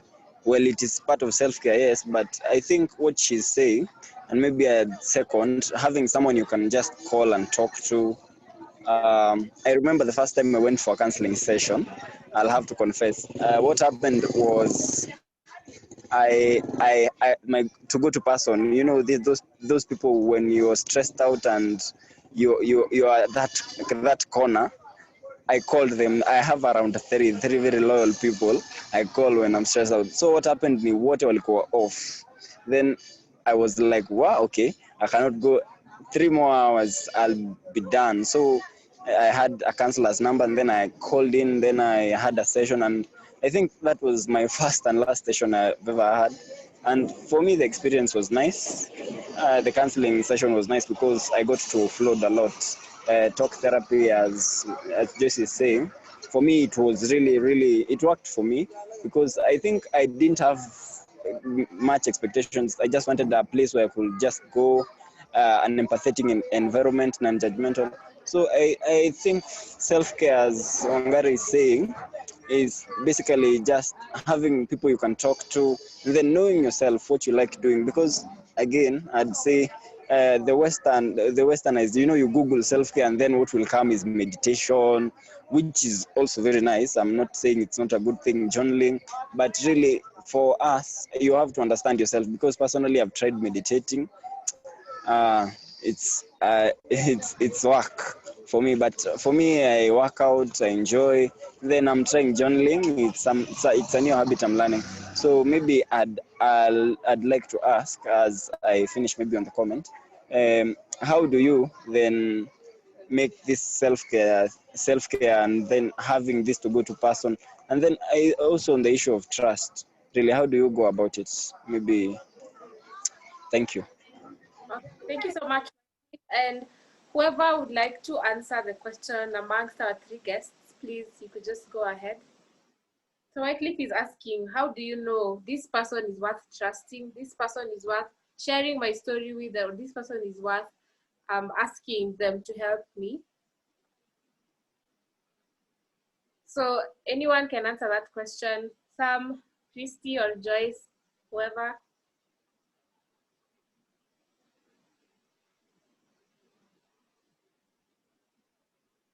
I feel like I've talked a lot, but I'll go. So that's a really important question. And another variety of that question I get asked a lot by students is, my family is toxic and there's nobody in my neighborhood to talk to. Who do I talk to? You know, at the end of the day, we are all human beings. So just as I said earlier, building trust starts with seeking common humanity, right? So if your issue is that all the people around you are just not listening, then you could get yourself a dedicated listener in the name of a counselor or a peer counselor, now that you have a wonderful, very vibrant club at your university. And then dispelling suspicion and hostility. You know, how do you build trust in teams? How do you approach a stranger? You introduce yourself and say, hey, my name is Wangari, what's your name? You know, and really start seeking common ground. You could literally, we are living in a world where you're in a virtual space right now, you are in a physical space, so you could create for yourself the conditions for your psychological safety. So creating and feeling psychologically safe is crucial, so that you can be yourself and show up without fear, you know? So it's critical to do that so that you can be able to hold difficult conversations. As I said earlier, if it is a particular person in your life you want to talk to and there's just no space, there's no psychological safety in that space, then you could use a strategy to approach that person indirectly, you know, because our cultures have our ways we show respect to our elders and things like that. But at the end of the day, you will do it in a way that works, you know, for you. And this is where, again, professional help can help you reach that goal of getting the right audience so that you pour. I feel like a lot of people are walking around with a lot of toxicity. Have you ever been in town and seen how quickly, if somebody put, we call it a necklace, but it's actually a tire, you know, the necklace. If somebody puts a necklace on somebody and they'll start throwing stones and putting that person on fire so fast, people are walking around with so much anger. Like, I feel like we need a place where, you know, you can just go and dump all that negative energy. So you want to do that so that you're not bottling up this really negative energy. So you could create for yourself a space for collaboration, for talking, and for safety. That's possible. I feel like this is the perfect time to now move on to self-stigmatization, because stigma is not only about what other people, the conditiveness or the uncomfortability people create in an environment. Also, as individuals, we can also have our own self-stigmatization. So how can we go about that?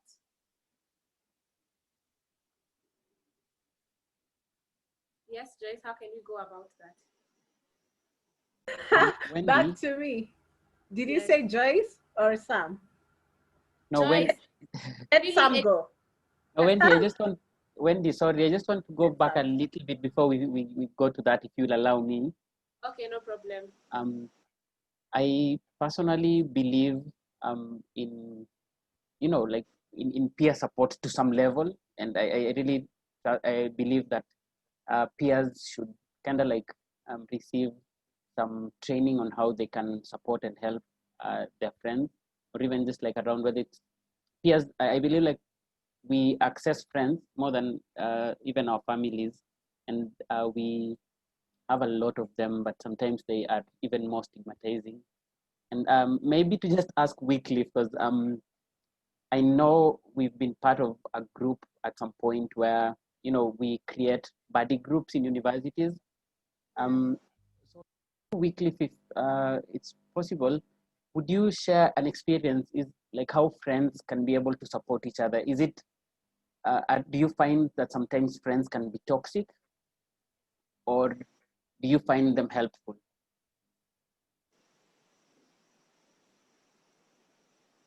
Wycliffe, you can go ahead.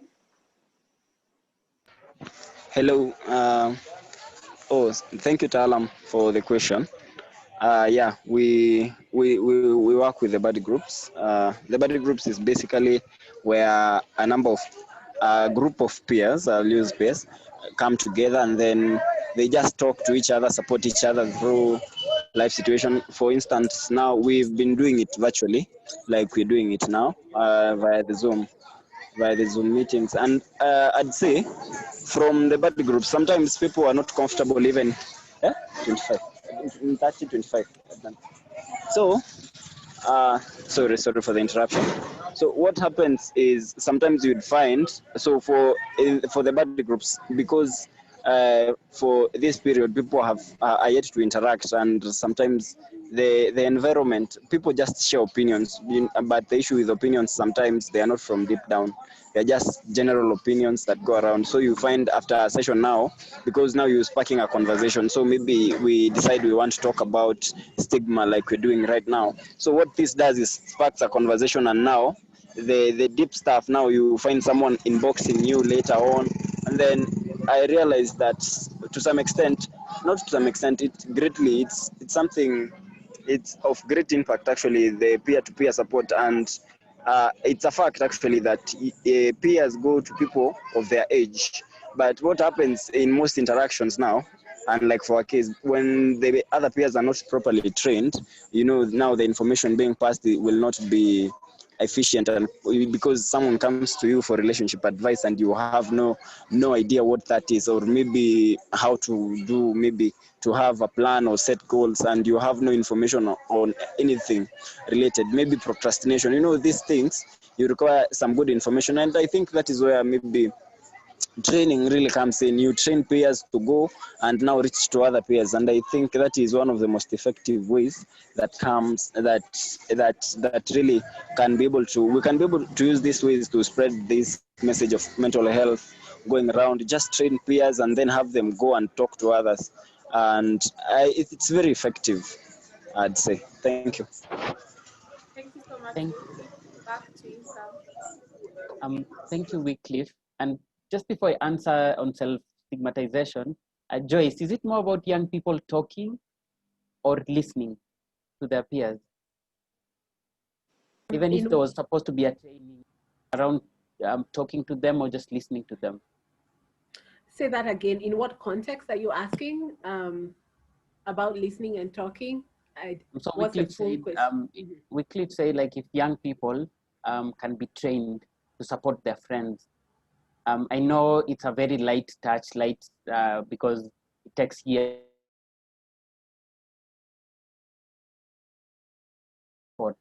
So young people sometimes act as fast responders. Right. Or can it be like an end in itself, like young people supporting other young people? That's a really good question, because actually the first people that young adults approach are their peers. You know, so that's a brilliant question. So I feel like there's always the combination between, just as Magdalene put it so beautifully, between getting people's opinions and then going and self-reflecting and sieving and adapting and picking. Out of all the advice you get from your friends, what you'll eventually do is what you decide to do, right? So aside from peers advising each other, I think you're right in saying not just talking and telling and advising, it would also be having that person listen and have you go through your process as a peer, right? So for me, I would say it's really not just listening, but not just talking and telling me what to do if I'm your peer, but also just having me process that stuff. And ultimately, it's my decision, it's my life on what to do. All factors constant, I'll be the one to make that choice. I see Wycliffe has put his hand up again. I don't know if he wants to weigh in on that or not. Yeah, does that make sense? Yes, Yeah. makes a lot of sense to me. Maybe to add on, I think, and it's a fact, there cannot be a relationship without reciprocity, whereby it's a give and take, where what you give is what you get. And I think the energy with the peers. Now, for instance, I'll give an example as a person who was as a peer counselor who really engages a lot with youth, and also as a friend. And I think what happens is, friends, now when we talked about toxicity, and there's a lot of toxicity going around because people are unable to listen. You just want to be heard, and then you find now when you're being heard, there is not that environment, and then it creates maybe an imbalance, a certain imbalance. That is why I think, as now some mentioned, there is really need for training. You just talk to peers and train a certain number, and then have them, because these are just simple skills. Like listening is a skill. Effective listening is a very crucial skill, and I think people take it lightly. Just being able to sit there and listen and respond, not just react to statements people are making. Because I think, as you've mentioned, Joyce, Yep. peers go to peers for, they are actually when I'm facing an issue, the first person I'll call is my friend, who I think maybe has some basic knowledge in the same, be it finances. Before I even think about consulting a professional, I'll call a friend.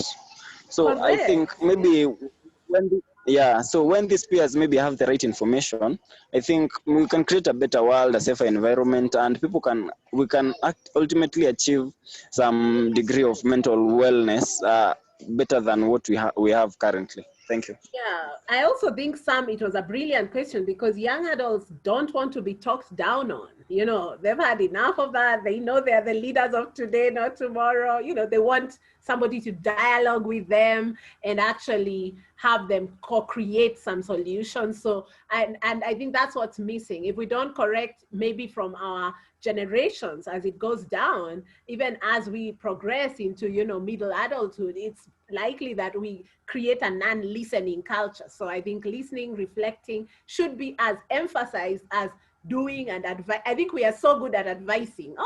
Enda tute utakuwa sawa. You know, even some of the advice you're giving your peers is wrong, like telling them to drink. You know?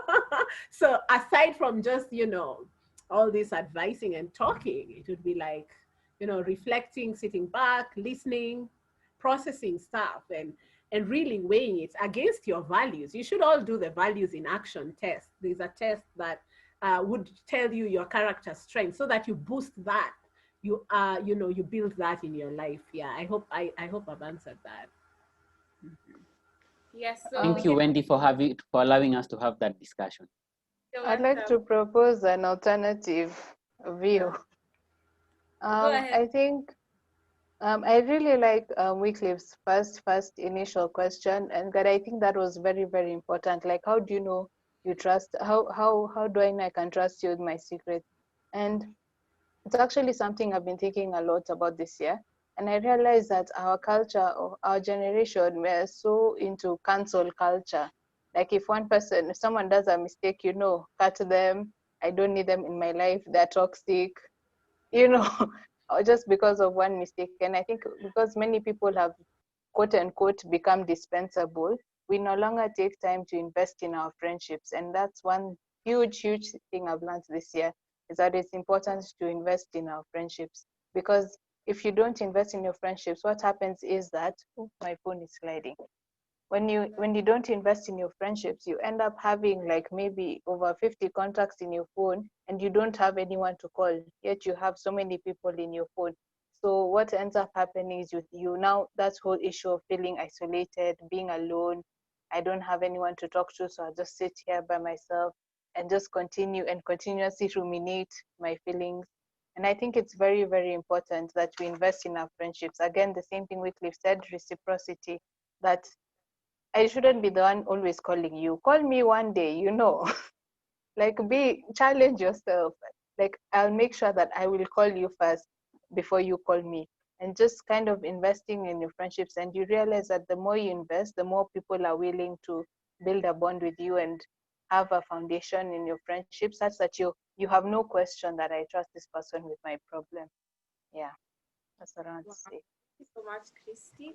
So I think we can go back to Sam and steer up the conversation on self-stigmatization. Okay. Oh, Sam, you go first. Yeah. Yeah, thank you, Wendy. I believe that, you know, self-stigmatization can come from culture, like where people still stigmatize mental health. So, you know, where sometimes it's a culture of scolding people who have done mistakes or have difficulties managing or making sense of their emotions. I mean, with a lot of information right now, we know that there is no need to stigmatize mental health. We go through difficult moments at one point or another. So that, for me, is one place where self-stigmatization comes from. And the other bit is, you know, yourself now in internalizing what society understands about mental health issues, and now saying, you know, starting to blame yourself. I think for me, it's self-compassion. There's sometimes things you don't like about yourself or the mistakes you've made in the past. Um, I think it can't be said over and over again, but, you know, like, past stays in the past, and you move forward despite that you might not like the things that happened in the past. So you end up having a lot of fears, having a lot of judgments about yourself. So I mean, I think for me, I know there's you know, self-stigma is there, but then self-compassion, which is all about loving yourself, forgiving yourself for the things that you don't like about yourself. For me, that's like really huge to overcome self-stigma. Wow, thank you so much, Sam. And especially when it comes to self-blame, this is something that happens to most people, if not, okay, let me just say many people in general, because at times you find yourself blaming yourself for, maybe if I had done things better, we would have still been friends. Maybe if I hadn't told him or had to do this, maybe she or he would have been in a better place. So Joyce, if you don't mind, would you just explain how would you deal with self-blame? Yeah, I've seen a very interesting question about somebody witnessing a parent, a parent with self-stigma. And I think that's really interesting because this is somebody who is a significant other, has a very close relationship with you. And if you are witnessing someone who's having self-stigma, just like Sam said, could you practice compassion? With a parent, our parents brought us up the best way they knew how. Most of our parents didn't go to any school to learn parenting. I mean, nowadays there are all kinds of programs, you've seen them, on how to do parenting, but most of our parents just were not in that era of going to school to learn how to do it. But then, of course, having that coming down intergenerationally is something that you're now aware of. The idea of you don't need to shame yourself. You can actually go on top of a mountain and cry out for help, and somebody will listen. You see, that's the whole idea, is I'm not going to sit here and put myself down and self-stigmatize. But now, in relation to your parent, I would say be magnanimous, be forgiving, give a lot of space, because there are some things that you'd rather accept and let go than try to change. As well, in a relationship with someone, you can't force somebody to change. You could influence them and be the positive light. Now that you know that self-stigma is a very big barrier, or problem in life, you could be just a shining light to your parent, but you cannot necessarily force or change them. But you could shine on them a lot of love and be gracious, to people who, you know, self-stigmatize. Each one of us in different seasons of our lives have looked down on ourselves. So think about when you really needed to get out. What were the steps you took to really get out of that, you know, looking down and feeling embarrassed or ashamed or guilty about, you know, suffering one thing or another, and using those situations where you've conquered in the past, because every human being who's alive today has conquered something in their past, you know. Those are the kinds of successes you want to build on for your future. Thank you Thank so you. much. Thank you. There's a question here that is on the chat, and Magdalene asks that, do you think that the current trend of mental illness romanticization is a barrier to eradicating mental health stigma? So I can pose this question to Kristy.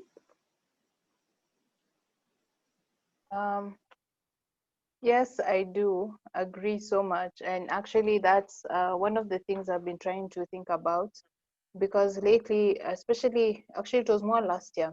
Last year, there was so many, like literally a surplus. Every weekend, you could find 3 to 5 mental health events going on. There was so many mental health conversations. But at the same time, like, I also wonder, like, being a trend, does it now denounce, or what about people who still feel isolated, people who still are uncomfortable to come into those events? You know, those are the ones you're targeting, but at the end of the day, they are not the ones who are coming. So what other methods can you use to kind of reach them and get them to realize that their voices still matter, their pain still matters, and that they can still seek healing? I think that's a very important question. Just to add, I really like your point, Kristy. Illness is a very small minority. People with some serious mental illness are not in the majority. The majority of the population are well. They have periods in and out of, you know, mild or very mild symptoms, and they have coping skills. They can actually get out and get up. There's a movement now called Drop the Disorder. I don't know if you've seen that hashtag. And, you know, I diagnose, and the purpose of diagnosis is not to go and put a label on somebody's forehead, you have depression or suicide. It's just for me to know what treatment protocol to use, you know, in my profession.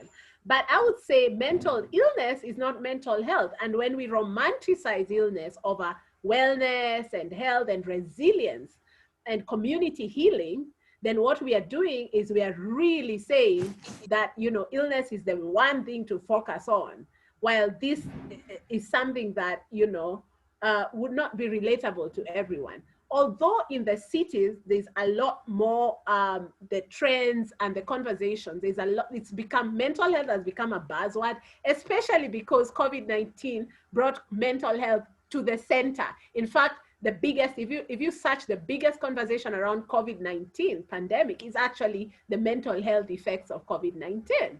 So I don't see that there's any problem with the mental health being romanticized or being brought out, because it hasn't even been brought out enough.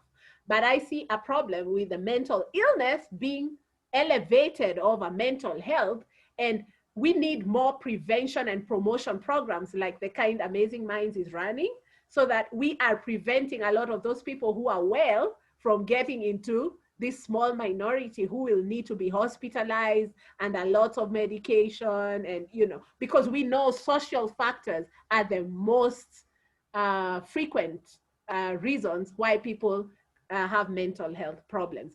There's a very small number who have genetic influences, like, you know, suicide and depression running in families. That's a very small number. The biggest determinant is usually social factors.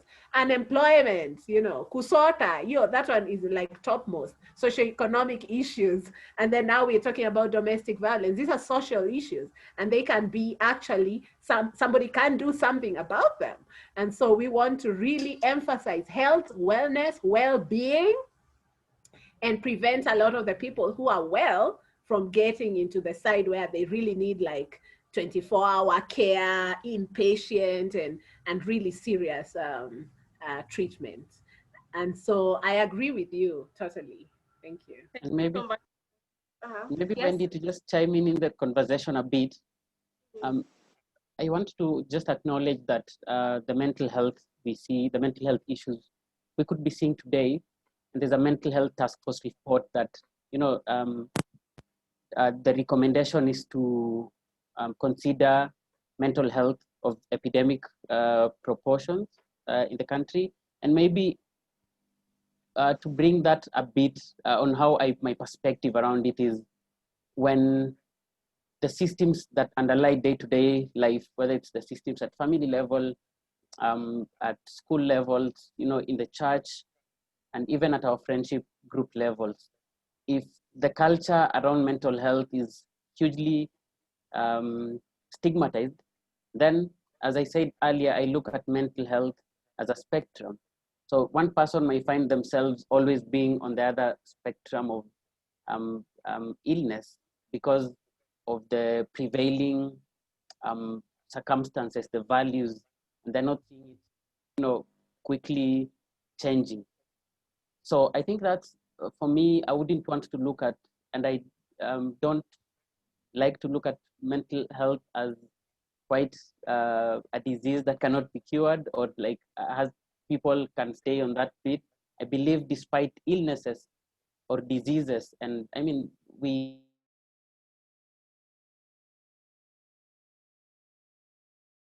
should just be treated equally, and people go for therapy, people go for support, people find many ways.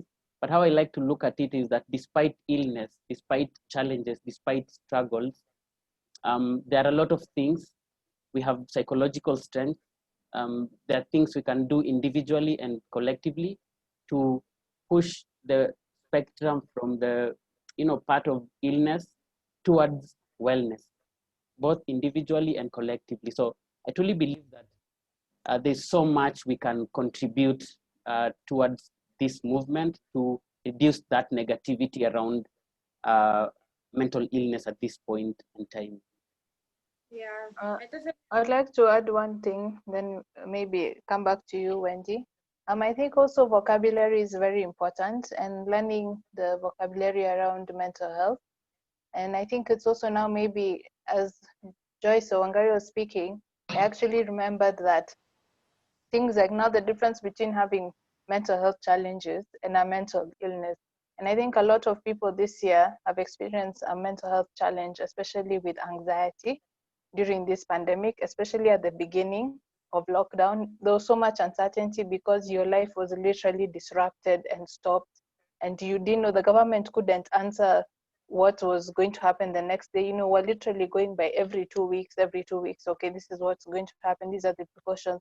So there's not necessarily a certainty in terms of what can we do next, and that didn't necessarily comfort our minds.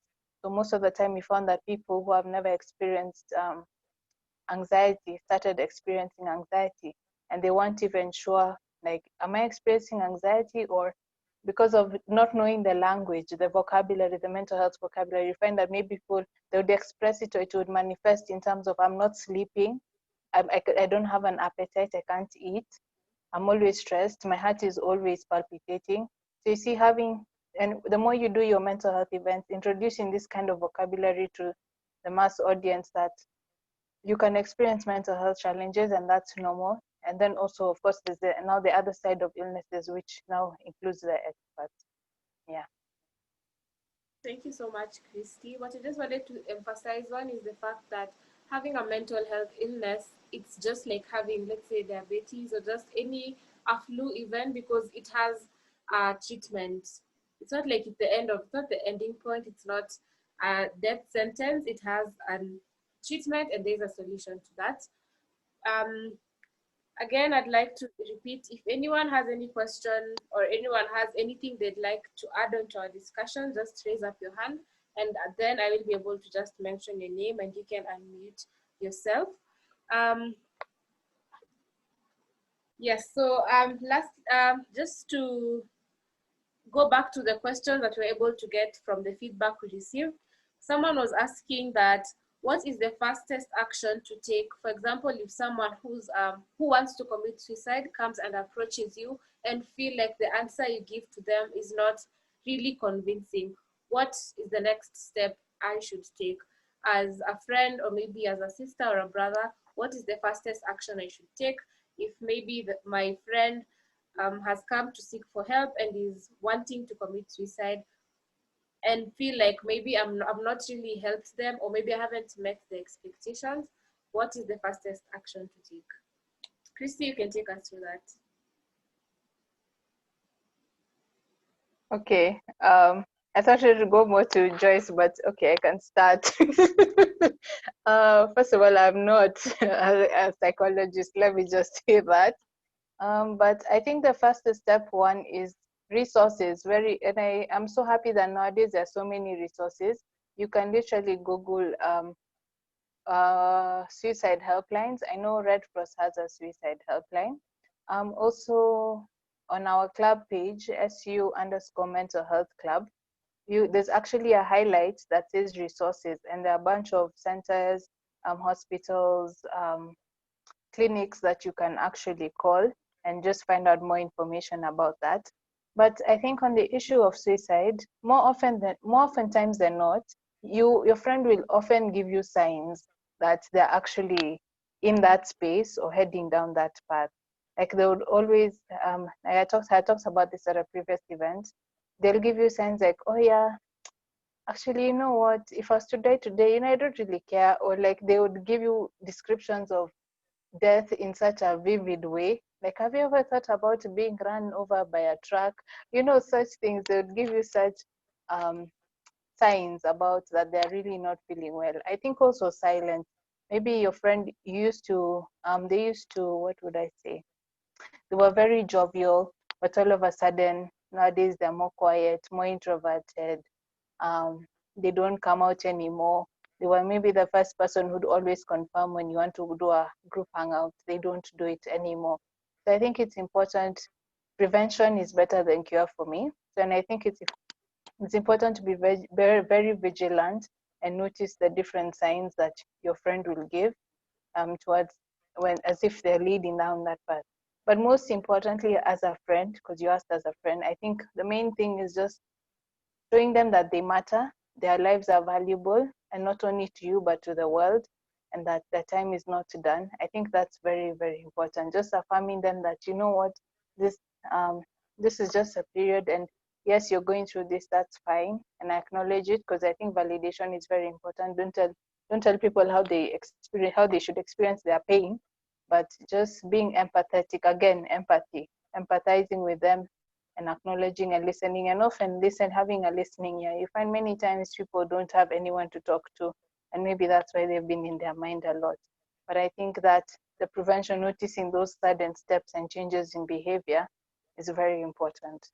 Yeah. Thank you so much, Kristy. Joyce, if you'd have anything to add. Yeah, the first step would be safety, psychological safety and physical safety. If that person is on phone, then you really ask some direct questions. We don't skip around questions. We don't play like it's a metaphor or a simile. You just ask directly, where are you? Are you seated, standing? What are you? You want to distinguish. And by the way, we don't say commit suicide. There's now etiquette language around it. Nowadays, we say die by suicide, So because committing is actually a crime, and we want to decriminalize suicide. We really want people who would like to die by suicide to be treated as, people who need to go to hospital rather than the police station, There was recently a case actually on the news where somebody was arrested and taken to the police station, and we actually want to end that. It's because we have a law that, is yet to be amended. But safety would be the first step. And then immediately, if it's on phone or you're with that person, immediately tell at least one more person, all right?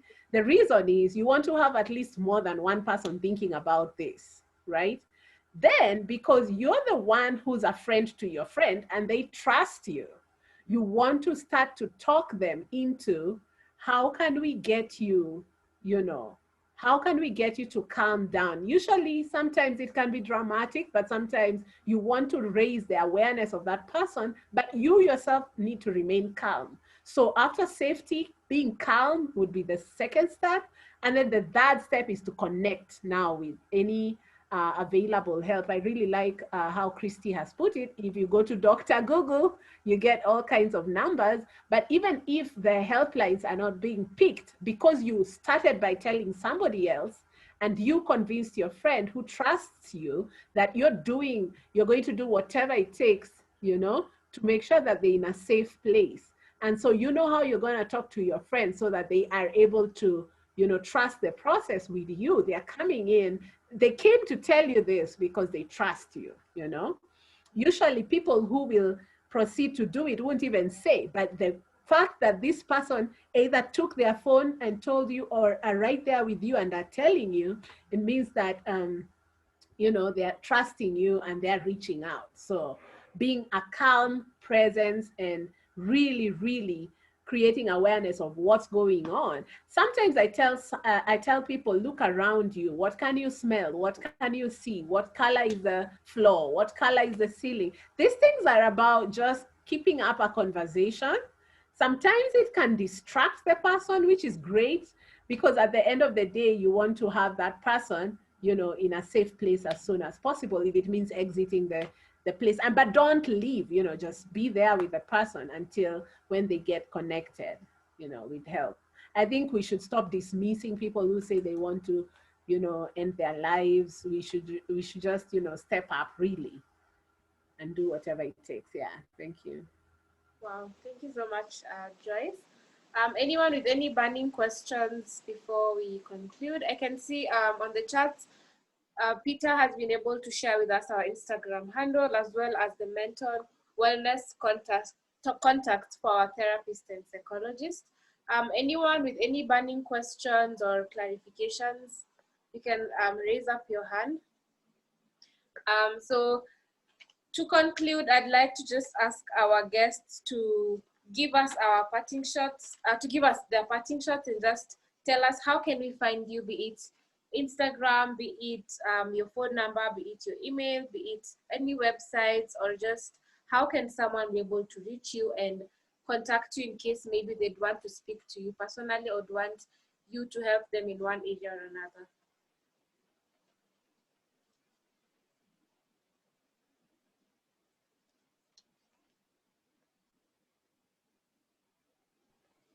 Let me go first.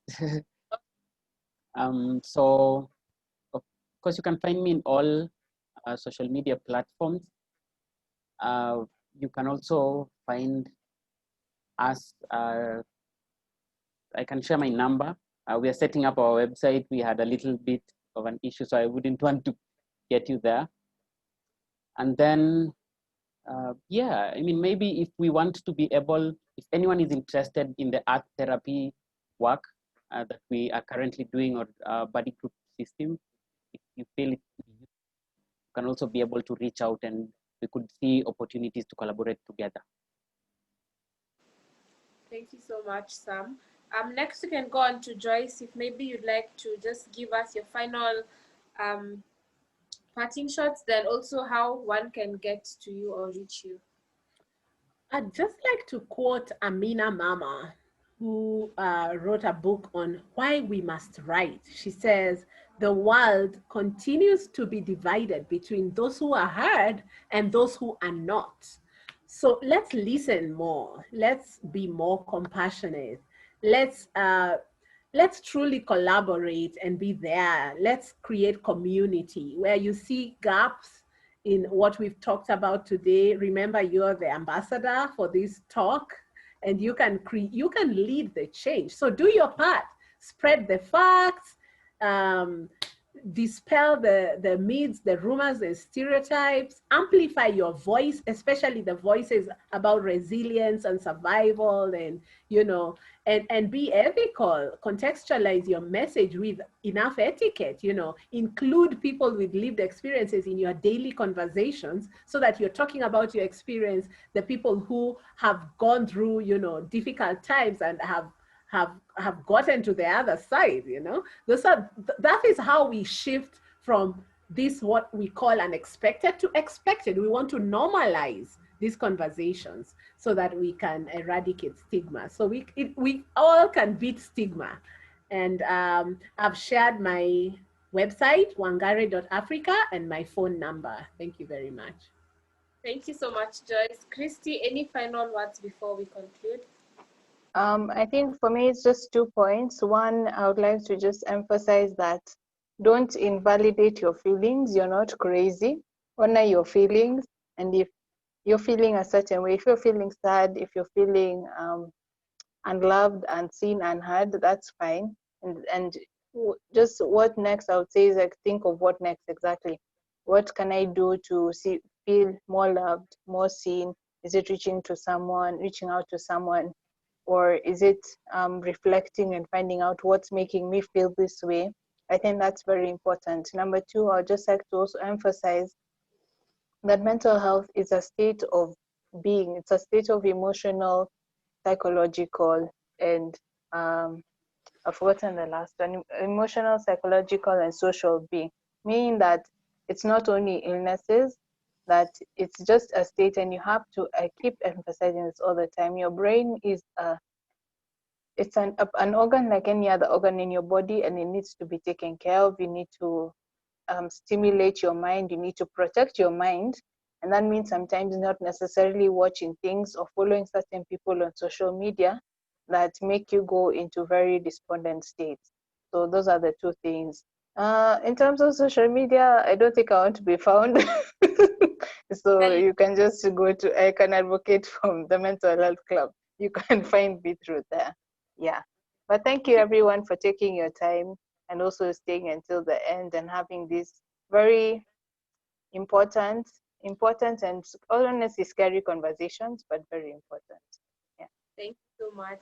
And from me, I have been your host today, Wendy. I'd like to just applaud each and every one of you for just putting time aside to attend this very, very insightful conversation and just even engaging yourselves, asking your questions, and just enlightening one another through this.